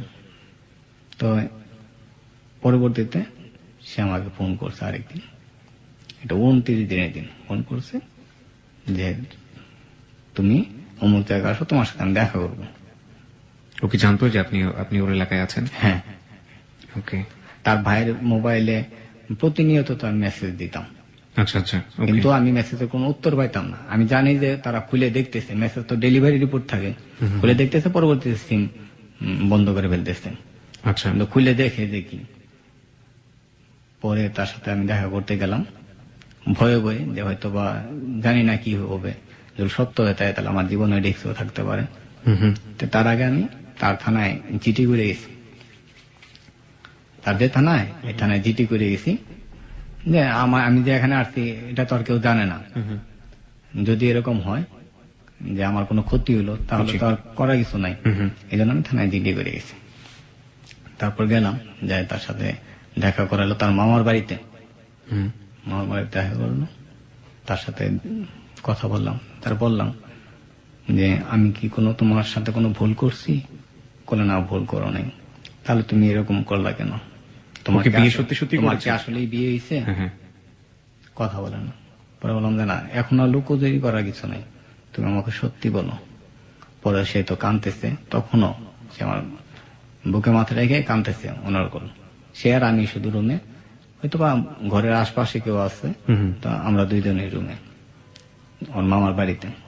কাঁদতেছে, অধরে কাঁদতেছে। আমার যে কান্না থামাও, হয়তো বা তোমার সাথে আমার বেশিক্ষণ থাকতে দেবে না, তুমি আমার কথাগুলো উত্তর দাও, আমি চলে যাব। পরে সে বলতেছে, দেখো আমি যদি আমার কোনো পরিচিত ছেলেকে বিয়ে করতাম, এই ফার্স্ট তার মুখ থেকে বিয়ের কথা বাড়াইতেছে, যদি কোনো পরিচিত ছেলেকে বিয়ে করতাম তাহলে তুমি বলতে পারতা যে না আমার এখানে স্বার্থ আছে। যদি কোনো আমার সমবয়সী ছেলেকে বিয়ে করতাম তাহলে বলতে পারতা যে আমার কোনো স্বার্থ আছে। আর তো কাঁদতেছে, এগুলো বলতেছে যে আমি তো বিয়ে করছি এরকম একটা লোকের। মানে সে একবার বিবাহ করেছে, পরবর্তীতে আবার করছে, সে দ্বিতীয় বিয়ে। আমি প্রসঙ্গে পরে যাচ্ছি যে আসলে 50 আপ, কিন্তু আপনি তাকে জিজ্ঞেস করলেন তুমি বিয়েটা কেন করলে? বললো যে আমার সংসারে তারা চায় যে তাদেরকে আরো বেশি প্রতিষ্ঠিত করবে। আমি বললাম যে আমি তো মোটামুটি হেল্প করি, আর আমি তোমাকে তো বলিনি, এখনই চাপ দিনই যে না আমি তোমাকে তোমার ফ্যামিলির কাছ থেকে চিনাই নিয়ে আসবো। আর যদি তুমি থাকতা তোমার যে আয়, চাকরির আয়, এটা তো আমি কখনোই নিতাম না, এটা তোমার ফ্যামিলির পিছিয়ে বিয়ে করতে। আর প্লাস আমিও তো এখনো দিই তোমার ফ্যামিলিতে, এগুলো তোমার একবারও মনে পড়ে নেই। এই শুধু সে কান্নাকাটি করে আর কোনো কথা বলে না। পরে আমি বললাম যে তুমি তো মুসলমান, আর তুমি যেহেতু জ্ঞানী, তুমি তো জানো যে একজনের বউ থাকাতে এরকম বিয়ে করাটা ঠিক না, এটা পাপ। আর এই ঘর থেকে তুমি তো আমার ডিভোর্সও দেওয়া নেই, আমার সাথে তো তোমার রেজিস্ট্রি হয়েছে, কলমে পড়ে সাক্ষী রাখি তো বিয়ে হয়েছে। জি তোমার এই অবস্থায় তুমি যে অন্যের একটা ছেলের বিয়ে করলা, তার সাথে যতদিন থাকবা সেটাও পাপ, তোমার গর্ভে সন্তান আসলে সেটাও পাপ, তুমি এরকম করলা কে? হ্যাঁ, তো কাঁদতেছে, খালি বলতেছে তুমি আমার মাফ করে দাও, আমার আর করার কিছু নাই। মনে মনে না, চলো যা হয়েছে হয়েছে, চলো তুমি আমার সাথে চলে যাবো। বলে না, এখান থেকে গেলে আমারও মরতে হবে, তোমাকে মরতে হবে। আমি তাহলে তুমি পরবর্তীতে আসো, তুমি কি করো? করো না, আমি আর এই পথ থেকে যাবো না, তুমি আমার ভুলে দাও। এই ফার্স্ট সে আমার বললো যে তুমি আমার ভুলে দাও। সে কিন্তু আমার বুকে। আমার মধ্যে এটা কিভাবে সম্ভব? কারণ দীর্ঘ 10 বছরে তোমার সাথে আমার সম্পর্ক, আমি তোমাকে আমি ভুলবো কিভাবে? তোমাকে ভোলার মতন কোন আমি পারতেছি না, আমি কখনোই তোমার বলতে পারবো না। তুমি কিভাবে বলছো এটা আমি জানি না, আর তোমার সাথে আমি কোনো অন্যায় করছি কিনা এটাও আমি জানি না। তুমি যেটা করছো, তুমি আমার লাইক করো না, তুমি আমার ডিভোর্স দিতা, আমি তোমার জোর করে রাখতে পারতাম। জি কোনো না, এটা ডিভোর্স হবে না, আমার বিশ্বাস তুমি আমার কোনো ক্ষতি করবে না। প্রেমা বলতেছে আমার বিশ্বাস তুমি আমার কোনো ক্ষতি করবে না, আর তোমার আমি ডিভোর্স দেবো না এই জন্যই, আমার যদি এটা পাপও হয়, পাপ হোক, পরকালে যেন তোমাকে আমি পাই, এরকম আর কি উল্টা পাল্টা বলতেছে। সে পরবর্তীতে সে বললো যে তুমি আমার ভুলে দাও। এরপরে তার মামা আসলো, তারা নিয়ে গেল, আমার আর কথা বলার কোনো সময় দিল না। ঠিক আছে, আপনি কি করলেন তখন? তখন আমার বললো যে তুমি এখন কি করবা, তুমি চলে যাও, তোমার তো দেখা করাইছি, তোমার উদ্দেশ্য হয়েছে। বললাম হ্যাঁ আমি খুশি, আপনি আমার দেখা করাইছেন, এটা আমি খুশি, আমার আর করার কিছু নেই, আমি চলে যাব। পরে আমি সেখান থেকে এসে বসছি। আসার পর একদিন পরে আমার উদ্দেশ্য এখন যে না, তার থাকবো না, এটা আর সম্ভব হবে না। কিন্তু তারপর কেন যেন মনে হয়েছে যে তাকে কি তার বিয়ে মনে হয় নাই। আমার তখনও বিশ্বাস হয় না, কারণ আমি তো আসলে প্রমাণ জানি না। মানে তার শ্বশুর বাড়ির ঠিকানা আমি বাই করবো, দেখবো যে আসলে বিয়ে হয়েছে কিনা, এই উদ্দেশ্যে তখন থাকলাম। পরে এক পর্যায়ে তার শ্বশুর বাড়ির ঠিকানা পাইলাম, পাওয়ার পর দেখলাম যে আসলে তার বিয়ে হয়েছে। কিভাবে বুঝলেন? তার শ্বশুর বাড়িতে বিয়ে হইলে অনুষ্ঠান হয় না? জি, অনুষ্ঠান হয়েছে, আশপাশের এলাকার লোকদের কাছ থেকে তথ্য পাইছি, খাওয়া দাওয়া করাইছে। হ্যাঁ, আচ্ছা, আর বিয়েটা কার সাথে হয়েছিল? বিয়েটা হয়েছিল লোকটা গ্রিস প্রবাসী। ঠিক আছে, বয়স কত? 50 আপ। এবং অর্থ সম্পদ, যেহেতু ইউরোপ কান্ট্রিতে থাকে, 23 বছর ধরে সে গ্রিসে থাকে, অবশ্যই অর্থ সম্পদশালী। আচ্ছা, প্রেমা কি এখন গ্রিসে আছে নাকি বাংলাদেশি? এখনো বাংলাদেশে আছে। আমার তো কাহিনী শেষ হয়। জি প্লিজ বলুন। সে তার শ্বশুরবাড়ির সন্ধান যখন পাইলাম, তখন জানলাম যে আসলে তার বিয়ে হয়েছে। তা আমার কথা হলো, জানতে পারলাম যে তার বিয়ে হয়েছে আপনার ইন্টারনেটের মাধ্যমে, মোবাইলে। আচ্ছা ঠিক আছে, ঠিক আছে, ইন্টারনেটের মাধ্যমে, মোবাইলে আর কি, মোবাইলে বিয়ে হয়েছে। তার স্বামী এখনো আসে নাই, বিদেশে আছে। তখন আমার একটু মনের মধ্যে আবার একটু সান্ত্বনা আসলো যে দেখি তাকে বোঝানো যায় কিনা। তার স্বামী যেহেতু তার মোবাইলে বিয়ে হয়েছে, তাহলে তার স্বামীর সাথে তো তার দেখা হয় না এখনো, তাহলে দেখি কোনোভাবে তাকে ফেরানো যায় কিনা, বা তাকে কেউ চাপে এরকম করছে কিনা। পরবর্তীতে তার সাথে আবার দেখা করার জন্য উদ্গ্রীব থাকলাম। তার শ্বশুরবাড়ির সামনে থেকে আমি তার ভাইরে ফোন দিলাম, একটু থ্রেট করে, আসলে আমি করব না, সেও জানে তার আমি ক্ষতি করব না। তারে বললাম যে তোমার বোনকে বলো, যদি সে আমার সাথে দেখা না করে, তার শ্বশুরবাড়িতে আমি তার অতীত জীবন বলবো। তার মানে শ্বশুর বাড়িতে আপনার সাথে যে বিয়ে হয়েছিল এরকম কোনো কাহিনী তারা বলেনি? না না, এটা সম্পূর্ণ গোপন রেখে তাকে বিয়ে দেওয়া হয়েছে। ঠিক আছে, বললে তো বিয়ে করতো কিনা জানি না, আর বিয়ে করলেও তো আমার কাছ থেকে ডিভোর্স নিয়ে তারপরে বিয়ে করতো, এরকম কি বিয়ে করে? জি। পরে আমি তার শ্বশুরবাড়ির সামনে তার ছোট ভাইরে ফোন করে বললাম, মেসেজ দিয়ে বললাম যে তারা বলো আমার সাথে আমার ফোন দিতে 1 মিনিট, আর আমার যদি ফোন না দেয় তাহলে তাদের বাড়িটা দোতলা, জি। গ্রামে বাড়ি, দোতলা তার শ্বশুর বাড়িটা। তার স্বামী বিদেশ থাকলে কি হবে, তাকে শ্বশুর বাড়িতে নিয়ে এসে পড়ছে। ওকে। ঠিক আছে, দোতলা দাঁড়ায় থাকতে বলো, দেখতে বলো তাদের বাড়ির সামনে আমি। বাস্তবিক বিশ্বাস না হলে দাঁড়ায় দেখতে বলো। আর সে যদি আমার এখন ফোন না দেয়, আমি নির্ঘাত তোমার 10 মিনিট সময় দিলাম, আমি আর সত্যিই বলবো, গিয়ে সবাইকে বলে দেবো। বলে দেবো।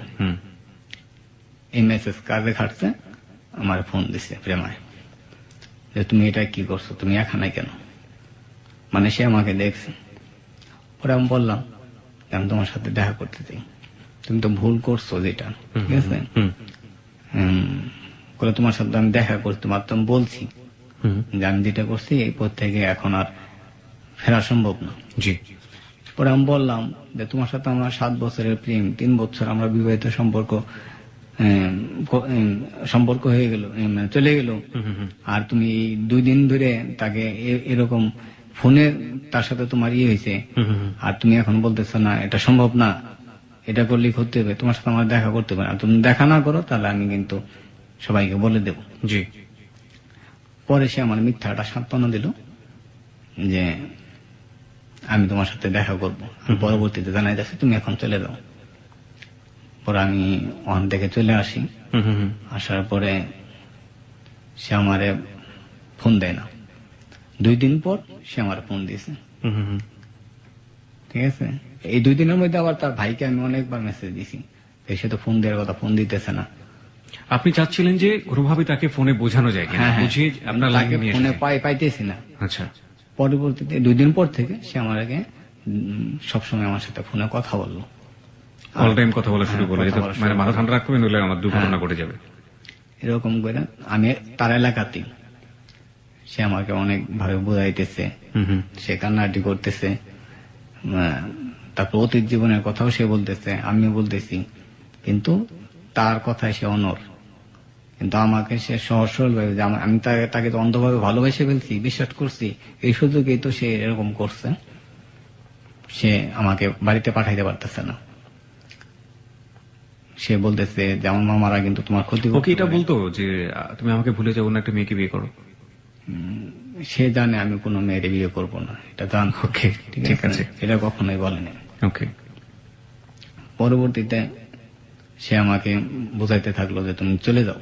ডিভোর্স দিত না কেন আপনাকে? ওই যে বললে যে অন্ধবিশ্বাস, যে আমি তোমার তো বিয়ে করছি, আর এটা যেটা এটা আমার ফ্যামিলির জন্য, সেটা তার মনের কথা কিনা জানি না, সে আমাকে এইভাবে বুঝাইলো যে তুমি তো আমার স্বামী, কিন্তু যেটা করছি সেটা আমার ফ্যামিলির ইয়েতে। সে আমার এটা বুঝাইছে, মানে তোমাকে কাছেও আসতে দিব না, তোমাকে ছাড়বো না, ব্যাপারটা এরকম। এরকম আমি তো তাকে বুঝাইছি যে এটা তোমার ভুল, কারণ তোমার তো এটা শরীয়ত মোতাবেক এটা অন্যায়, পাপ, সেটা মাথায় নিত না। ফোনে কথা বলতেছি, সে আমাকে নানাভাবে বুঝাইতো যে তুমি বাড়িতে চলে যাও, তোমার মা বাবা ভাই বোন আছে। আমি বলছি না, আমি তোমারে বলছিলাম যে আমি খাবো না, খাইনি। তোমার এখনো বলতেছি, তোমার সাথে যদি আমি দেখা না করি আমি বাড়িতেও কখনো যাবো না, আমি কারোর সাথে কোনো যোগাযোগ করবো না। জি। পরে সে আমাদের সাথে বললো যে আচ্ছা ঠিক আছে, আমার সামনে যোগাযোগ করতেছি। এই তো ফোনে কথা বলা ধরলো, আর নানাভাবে বুঝাইলো, কিন্তু আমি তো বুঝ মানি না। তখন তার মামারে দিয়ে আমার অ্যাটাক করলো। অ্যাটাক মানে কি ধরনের অ্যাটাক? আমাকে আবার ধরে নিয়ে আসলো। আমি কোথায় ফোনে সে জানে, তার মাধ্যমে আমার সন্ধান পায়, আমার ধরে নিয়ে আসলো। ধরে নিয়ে আসার পর আমার 2 দিন আটকায় রাখলো তাদের বাড়িতে। কি করতো আপনার সাথে সেই সময়?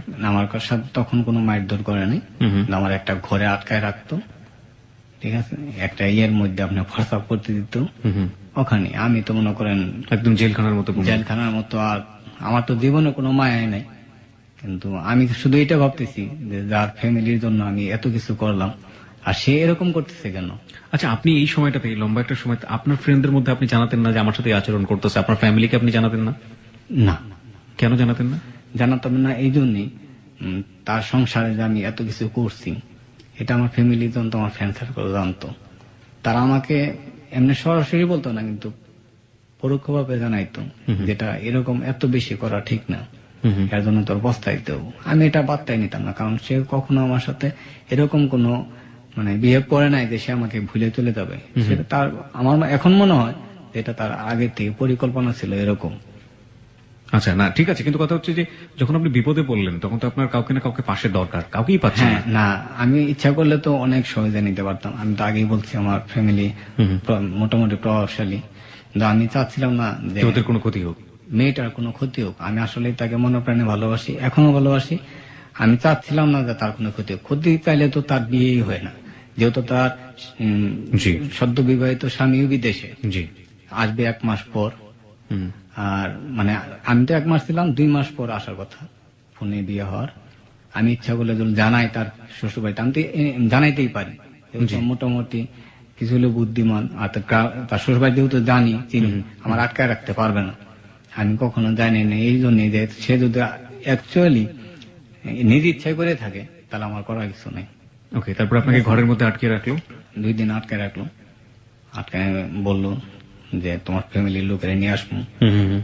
তখন আমি ভাবতেছি যে আমার ফ্যামিলির লোকেরা যদি নিয়ে আসেন তাহলে কিন্তু আমি মানে তারা আমার একটা ভয় পাইতো, তার শ্বশুর বাড়িতে আমি জানাইতেও পারি, তাদের মনের মধ্যে দুগদুগি থাকতো, একটা অস্ত্র আপনার হাতে আছে। হ্যাঁ, কিন্তু মেয়েটা জানতো যে আমি আসলে তার কোনো ক্ষতি করবো না, কারণ মেয়েটা জানে যে আমি তার যে ভালোবাসা দিচ্ছি সেও তো আমাকে অন্ধভাবে ভালোবাসে, সে আমার কোনো ক্ষতি করবে না, এটা মেয়েটা জানতো। আর জানতো বিধায় সেইভাবে আমার ছেড়ে চলে আসছিল। পরবর্তীতে 2 দিন আমার তো আটকায় রাখলো। আটকা রাখার পর একদিন আমি ওখান থেকে পলাইতে সক্ষম হইলাম। একটা ঘরে তো গ্রামের বাড়ি, পানি চতুর্পাশে, তখন বন্যা সিজন। জি, ওখান থেকে পলে আসার পরে ওর ভাইয়ের মোবাইলে মেসেজ দিলাম, মোবাইল আর খুলে না, মেসেজ ডেলিভারি হয় না। তখন আমি অন্য ইয়েতে গেলাম, তার যে আদার্স ফ্রেন্ড সার্কেল আছে তাদের কাছে যোগাযোগ করলাম, কিন্তু কারোর সাথে তার যোগাযোগ নেই, কারণ ওর ফ্রেন্ড সার্কেল তো সব জানে যে তার মানে তার লাইফটা কাটছে আমার এলাকায়। 17 বছর সে আমার এলাকায় থাকছে, আর তার সব ফ্রেন্ড সার্কেল ওখানে, তার আত্মীয় স্বজন তো থাকে শরীয়তপুরে, কিন্তু তার সমস্ত মানে শৈশব কৈশোর যৌবন তো কাটছে আমার এলাকায়। জি, কিন্তু তাদের সাথে এই যে আমার থেকে এসে পড়ছে, তাদের সাথে কিন্তু কোনো যোগাযোগ হয়নি, তাদের কাছ থেকে কোনো পাইলাম না। পর আবার সেই রিক্স নিয়ে এক ঠিকানা তার শ্বশুর বাড়ি গেলাম। আমার খুবই রিক্সে গেছি, কারণ প্রতিনিয়ত আমার তো তারা ক্ষতি করতে পারতো, মনে মধ্যে একবার ভয়ে আবার লাগে যে না আমার জীবন রেখে আর কি করবো, কিন্তু কখনো এটা মনে হয় না আমি আত্মহত্যা করবো বা আমার জীবন শেষ করে দেবো, এটা মনে হয়নি। কিন্তু আপনার এটা মনে হচ্ছে যে কোনো মুহূর্তে আপনাকে ওরা মেরে ঠেলে ফেলবে। এটা আমি সবসময় আর ছোট্ট 4-5 টুকরা পকেটে আমার কিছু কথা লিখে রাখতাম। কি লিখে রাখতেন আপনি? যে দেখেন আমি কিরকম তাকে ভালোবাসি, এই অন্ধবিশ্বাস রাখতাম যে আসলে তারা আমি ভালোবাসি, মানে তার যেন ক্ষতি না হয়, লিখে রাখতাম যে না আমার মরার জন্য আমি দেয় নিজ ইচ্ছায় এরকম করছি। তারা যে মারতো, যদি আমার মারিয়ে ফেলতো কেউ আটকাইতো না। মানে আপনি ভেবে রেখেছিলেন যে আপনাকে যদি মেরেও ফেলে তাহলে এই মৃত্যুর জন্য যেন ও কেউ ওই যেন দায়ী না হয়, এরকম। আমরা গল্পের প্রথম 11 বছর প্রেমার সাথে আপনার বয়সের পার্থক্য ছিল 11 বছর। ওকে। আর মুমতাহিনা মাহি লিখেছে, আমি মাহি, আমি রামপুরা থেকে বলছি, গল্পটা শুনতে ভালো লাগছে। আচ্ছা চলুন আমরা শেষের দিকে যাই। তো আপনি যেটা বলছিলেন যে কথাবার্তা হতো আপনার স্ত্রীর সাথে, আমি স্ত্রী বলি কারণ সে তো আপনাকে ডিভোর্স দেয়নি তখনো। এরকম কথাবার্তা হইতো। আমি গল্পের লাস্ট দিকে এসে বলছি, সময় নাই। তো পরবর্তীতে সে আবার কথা বলা অফ করে দিল। তখন আমি বুঝতে পারলাম যে না, তার সাথে আর এরকম বারবার জোর করে সেও অন্ধভাবে বিশ্বাস করে যে না আসলে তার কোনো ক্ষতি করবো না, আর আমার মন থেকেও চাই না আমি তার কোনো ক্ষতি করি, কারণ তার ক্ষতি করতে চাইলে তো আমি অনেকভাবে করতে পারতাম, কারণ আমার কাছে সমস্ত কাগজপাতি আছে, সে আমার বিবাহিত স্ত্রী। তার শ্বশুর বাড়িতে জানলে হয়তো বা তাকে সবকিছু জানিয়ে নিতেও পারতো, নাও নিতে পারবো, সেটা তাদের ব্যাপার, কিন্তু তার অতীত জীবনটা তো আমার সাথে জড়ায়। একটা জিনিস যেটা হয় যে এই ধরনের জিনিসগুলো গ্রামে ঘটলে কানাঘুষা করতে করতে কান কথা হতে হতে সবাই জেনে যায় মোটামুটি। তো আপনাদের ক্ষেত্রে কি ব্যাপারটা এরকম ছিল না? না, এরকম কেন, কারণ তারা তো বড় হয়েছে আমার এলাকায়। আমার এলাকায় তো মোটামুটি সবাই জানে আমাদের সম্পর্কের কথাটা আমাদের, কিন্তু তার এলাকায় তো এই সম্পর্কের ব্যাপারে কেউ জানে না, তার যে দেশের বাড়িতে। এই জন্যই তার দেশের বাড়িতে এটা কখনো, সে তো আমার এলাকায় তাকে সবাই এখন ধিক্কারই দেয়, অনেকে তো জানছে ঘটনাটা। তো আমি যে 2010-এ বাড়ি থেকে আসছি এখন পর্যন্ত আসলে আমি এখনো বাড়িতে যাইনি, বাড়ি কারোর সাথে, যেখানে আমার শৈশব কৈশোর কাটছে। কেন চান আপনি? আমি যাই না, আসলে লজ্জা না, কারণ আপনারা ভাবতে পারেন যে আমার লজ্জা, যে আমার বন্ধু বান্ধব বা আমার আত্মীয় স্বজন তারা বলবে যে বউ ভাইকে চলে গেছে। হ্যাঁ, বউ ভাইকে চলে গেছে, অথবা তার ফ্যামিলির তুই এত কিছু করলি আর এরকম চলে গেল, এরকম এগুলো কোনো লজ্জার কারণে না। আমি আসলেই তাকে মনে প্রাণে ভালোবাসি, আর এই কারণে তার কোনো ক্ষতি আমি করতে চাইনি। আর সাধারণত এরকম এক পর্যায়ে মানুষে কোনো মেয়ে যদি কোনো ছেলের সাথে এরকম করে, হয়তোবা তার কোনো ক্ষতির চেষ্টা করে, হয়তোবা এসিড মারে, হয়তোবা অন্য কোনো ভাবে তার শারীরিক দিক দিয়ে যে কোনো একটা ক্ষতি করে, কিন্তু আমার কখনো মনে উদয় হয় নাই তার কোনো ক্ষতি করি। সে যে আমার সাথে এত বড় ছলনা প্রতারণা করছে আমার এখন পর্যন্ত মনে হয় না। আর এখন পর্যন্ত সে আমাকে এত ভালোবাসা দিচ্ছে যে ভালোবাসায় তাকে আমি বলতেও পারি না, আর এও করতে পারি না, কারণ এখনো তাকে আমি মনের প্রাণে ভালোবাসি। প্রতিনিয়ত আমি 5 ওয়াক্ত নামাজ পড়ি। আমার এখন পুরা চিন্তা ভাবনা যে মরতে হবে, এটা অবশ্যই, কারণ মানুষকে মরতে হবে, তার পরবর্তী একটা জীবন আছে। আমি ছোটবেলা যখন আমার মোটামুটি যে পাপটা আমি করছিলাম, এতেই আমি অনেক অনুতপ্ত। আর যেহেতু আমার পরবর্তীতে পরকালে যাইতে হবে, এই জন্য আমি চাই না যে কখনো পাপ করি, কিন্তু তার কোনো ক্ষতি আমি চাই না। তার ক্ষতি করতে আমি অনেক আগে করতে পারতাম। আপনি তো চাইলে তাকে ডিভোর্স দিতে পারেন। হ্যাঁ, এই যে সে চেষ্টা আমি করছি, কিন্তু এখন যদি তার সাথে আমি জোর করে দেখা করতে চাই তাহলে আমার অনেক ক্ষতি হবে, কারণ আমি জানি আমাকে বাঁচতে দেবে। এমন একটা অবস্থা দাঁড়িয়ে গেছে যে আপনি যদি ডিভোর্স দিতে চান ফরমালি, তাহলে তার হাজবেন্ড বা তার পরিবারের ব্যাপারটা জেনে যাবে। এই কারণেই আমি আসলে আর কোনো আগে আমি কিন্তু তার এলাকাতেই আছি। ওর হাজবেন্ড কি কখনো চেষ্টা করেছিল আপনার সাথে যোগাযোগ করার? হ্যাঁ, হয়তো বা তার হাজবেন্ড কি বলছে আমার একটা ছেলের সাথে প্রেম ছিল, এরকম হয়তো বলছে। বিদেশ থেকে তার হাজবেন্ড আমাকে কয়েকবার ফোন করছে, আমি কখনোই রিসিভ করি নাই, এই জন্য তার সাথে আমার কথা হয়নি। এরকম করছে। ঠিক আছে, আপনার বাকি জীবন নিয়ে আপনার পরিকল্পনা কি? বাকি জীবন পরিকল্পনা এভাবে তার প্রতিনিয়ত ঘটনা আমি জানি, সে কখন কি করে না করে। এটা আসলে আমার উদ্দেশ্যই এখানে তার কোনো ক্ষতির জন্য থাকা না। তার এলাকাতে আমি থাকি, সে জানে না তার এলাকায় আমি থাকি, তাকে মাঝে মধ্যে আমি দেখেও আসি, সে জানে না। এটা খুব রিস্কি নিয়ে আমি করি। আর তার নিজের কিছু লোক আমার আছে, আমার ঘটনাটা জানে, আমি তাদেরকে খুলে বলছি। আর আমি মানুষকে তো মানুষের বিশ্বাস করতেই হয়।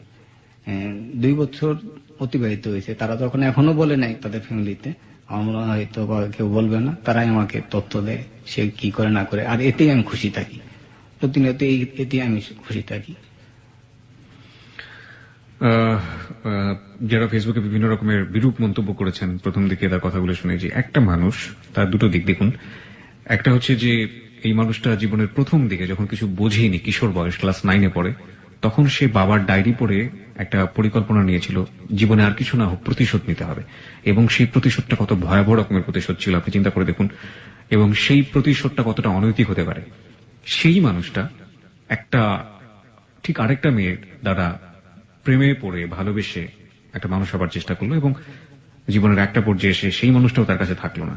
ইচ্ছে করলে তার মধ্যে যে সেই দানবীয় প্রবৃত্তি, সেটাকে সে জাগিয়ে তুলতে পারত, কিন্তু শেষ পর্যায়ে সে তার যে কথাগুলো আপনি শুনেছেন, সে কিন্তু সেই জায়গাটা নেই। সে মনে প্রাণে চায় সেই মেয়েটা ভালো থাকুক, যেভাবেই থাকুক না কেন সে সুখে থাকুক।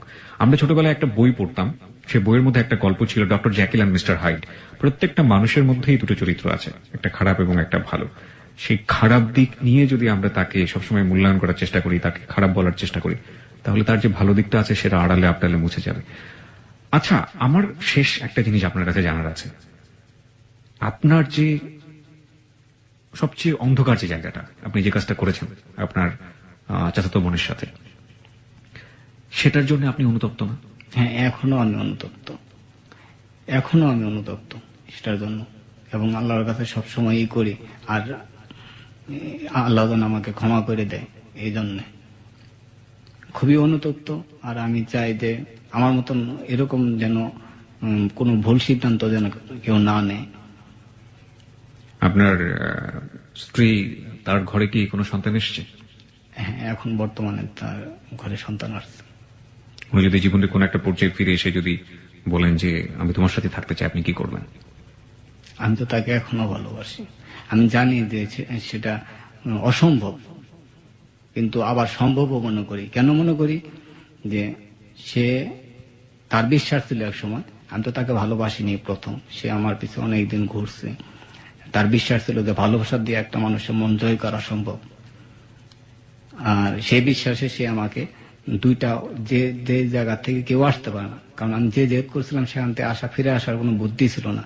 আর যেহেতু আমি বলছি আমি নেশা করতাম, আমি যে নেশা করতাম সেই নেশার থেকে কেউ সহজে ফিরে আসে না। সে আমাকে কিন্তু তার ভালোবাসাতে ফিরে নিয়ে আসছে। সেরকম আমারও বিশ্বাস। আমি তো তাকে যে পরিমাণ ভালোবাসতেছি, এখনো বাসি। এখন আমার তার 2 বছর হয়ে গেছে, তাকে এখনো আমার প্রতিনিয়ত মনে হয়। আমার অন্তর থেকে তো তাকে আমি এখনো ভালোবাসি। আমি তার সমস্ত খবর জানি। তার বাচ্চা হয়েছে, তার স্বামী কবে আসতেছে, কোথায় যাইতেছে। আগে তো ময়মনসিংহ, এখন ঢাকাতে আছে, লেখাপড়া করতেছে, সবই আমি জানি। তার প্রতিনিয়ত খবর আমি জানি। আপনার এটাই আমার কাজ। আপনার নিজের প্রতি অনেক কষ্ট হয় না? নিজেকে শেষ করে দিতে ইচ্ছা করে না? কষ্ট, আপনি আরো অবাক হবেন। আমি তো আসলে আমার এলাকার যেখানে বড় হয়েছি, যে বন্ধু বান্ধবদের সাথে বড় হয়েছি, যারা আত্মীয় স্বজন, যারা রক্তের আছে, তাদের সবার কাছ থেকে বঞ্চিত। এটাতে কত কষ্টে, এটা আপনাকে বলে বোঝাতে পারবো না। বঞ্চিত আমি এখন, কারণ তাদের সাথে তো আমি কোনো যোগাযোগ করি না। এটা আমি জানি যে এটা আমার পাপ হইতেছে, কিন্তু আমার মন চায় না। আমি তাকে আসলে মনে প্রাণে ভালোবাসি। আর আমি এখন পর্যন্ত কার বাড়িতে আমি কখনো দাওয়াত খাইতে যাই না, কোনো কিছু খাই না, কোনো ফল ফ্রুট খাই না, জানেন, কোনো কিছু না। কারণ আমার ফ্যামিলি ছাড়া তো আমি দূরে। যখনই খাই তখনই তো ফ্যামিলির কথা মনে হয়।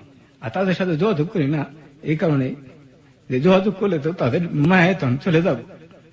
তাকে এমনই ভালোবাসি, এর আসলে এরকম ভালোবাসি কেউ না বাসে।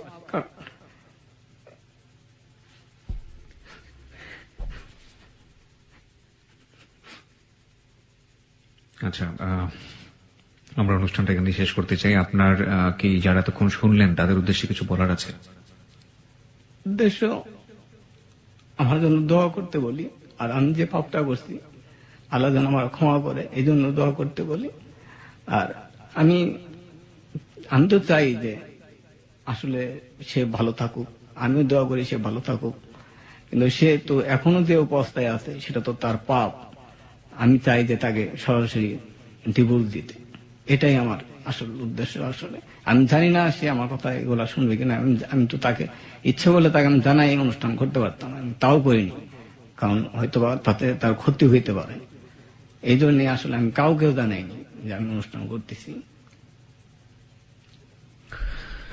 প্রিয় শ্রোতা, আমাদের অনুষ্ঠানটা আজকে এখানেই শেষ হচ্ছে।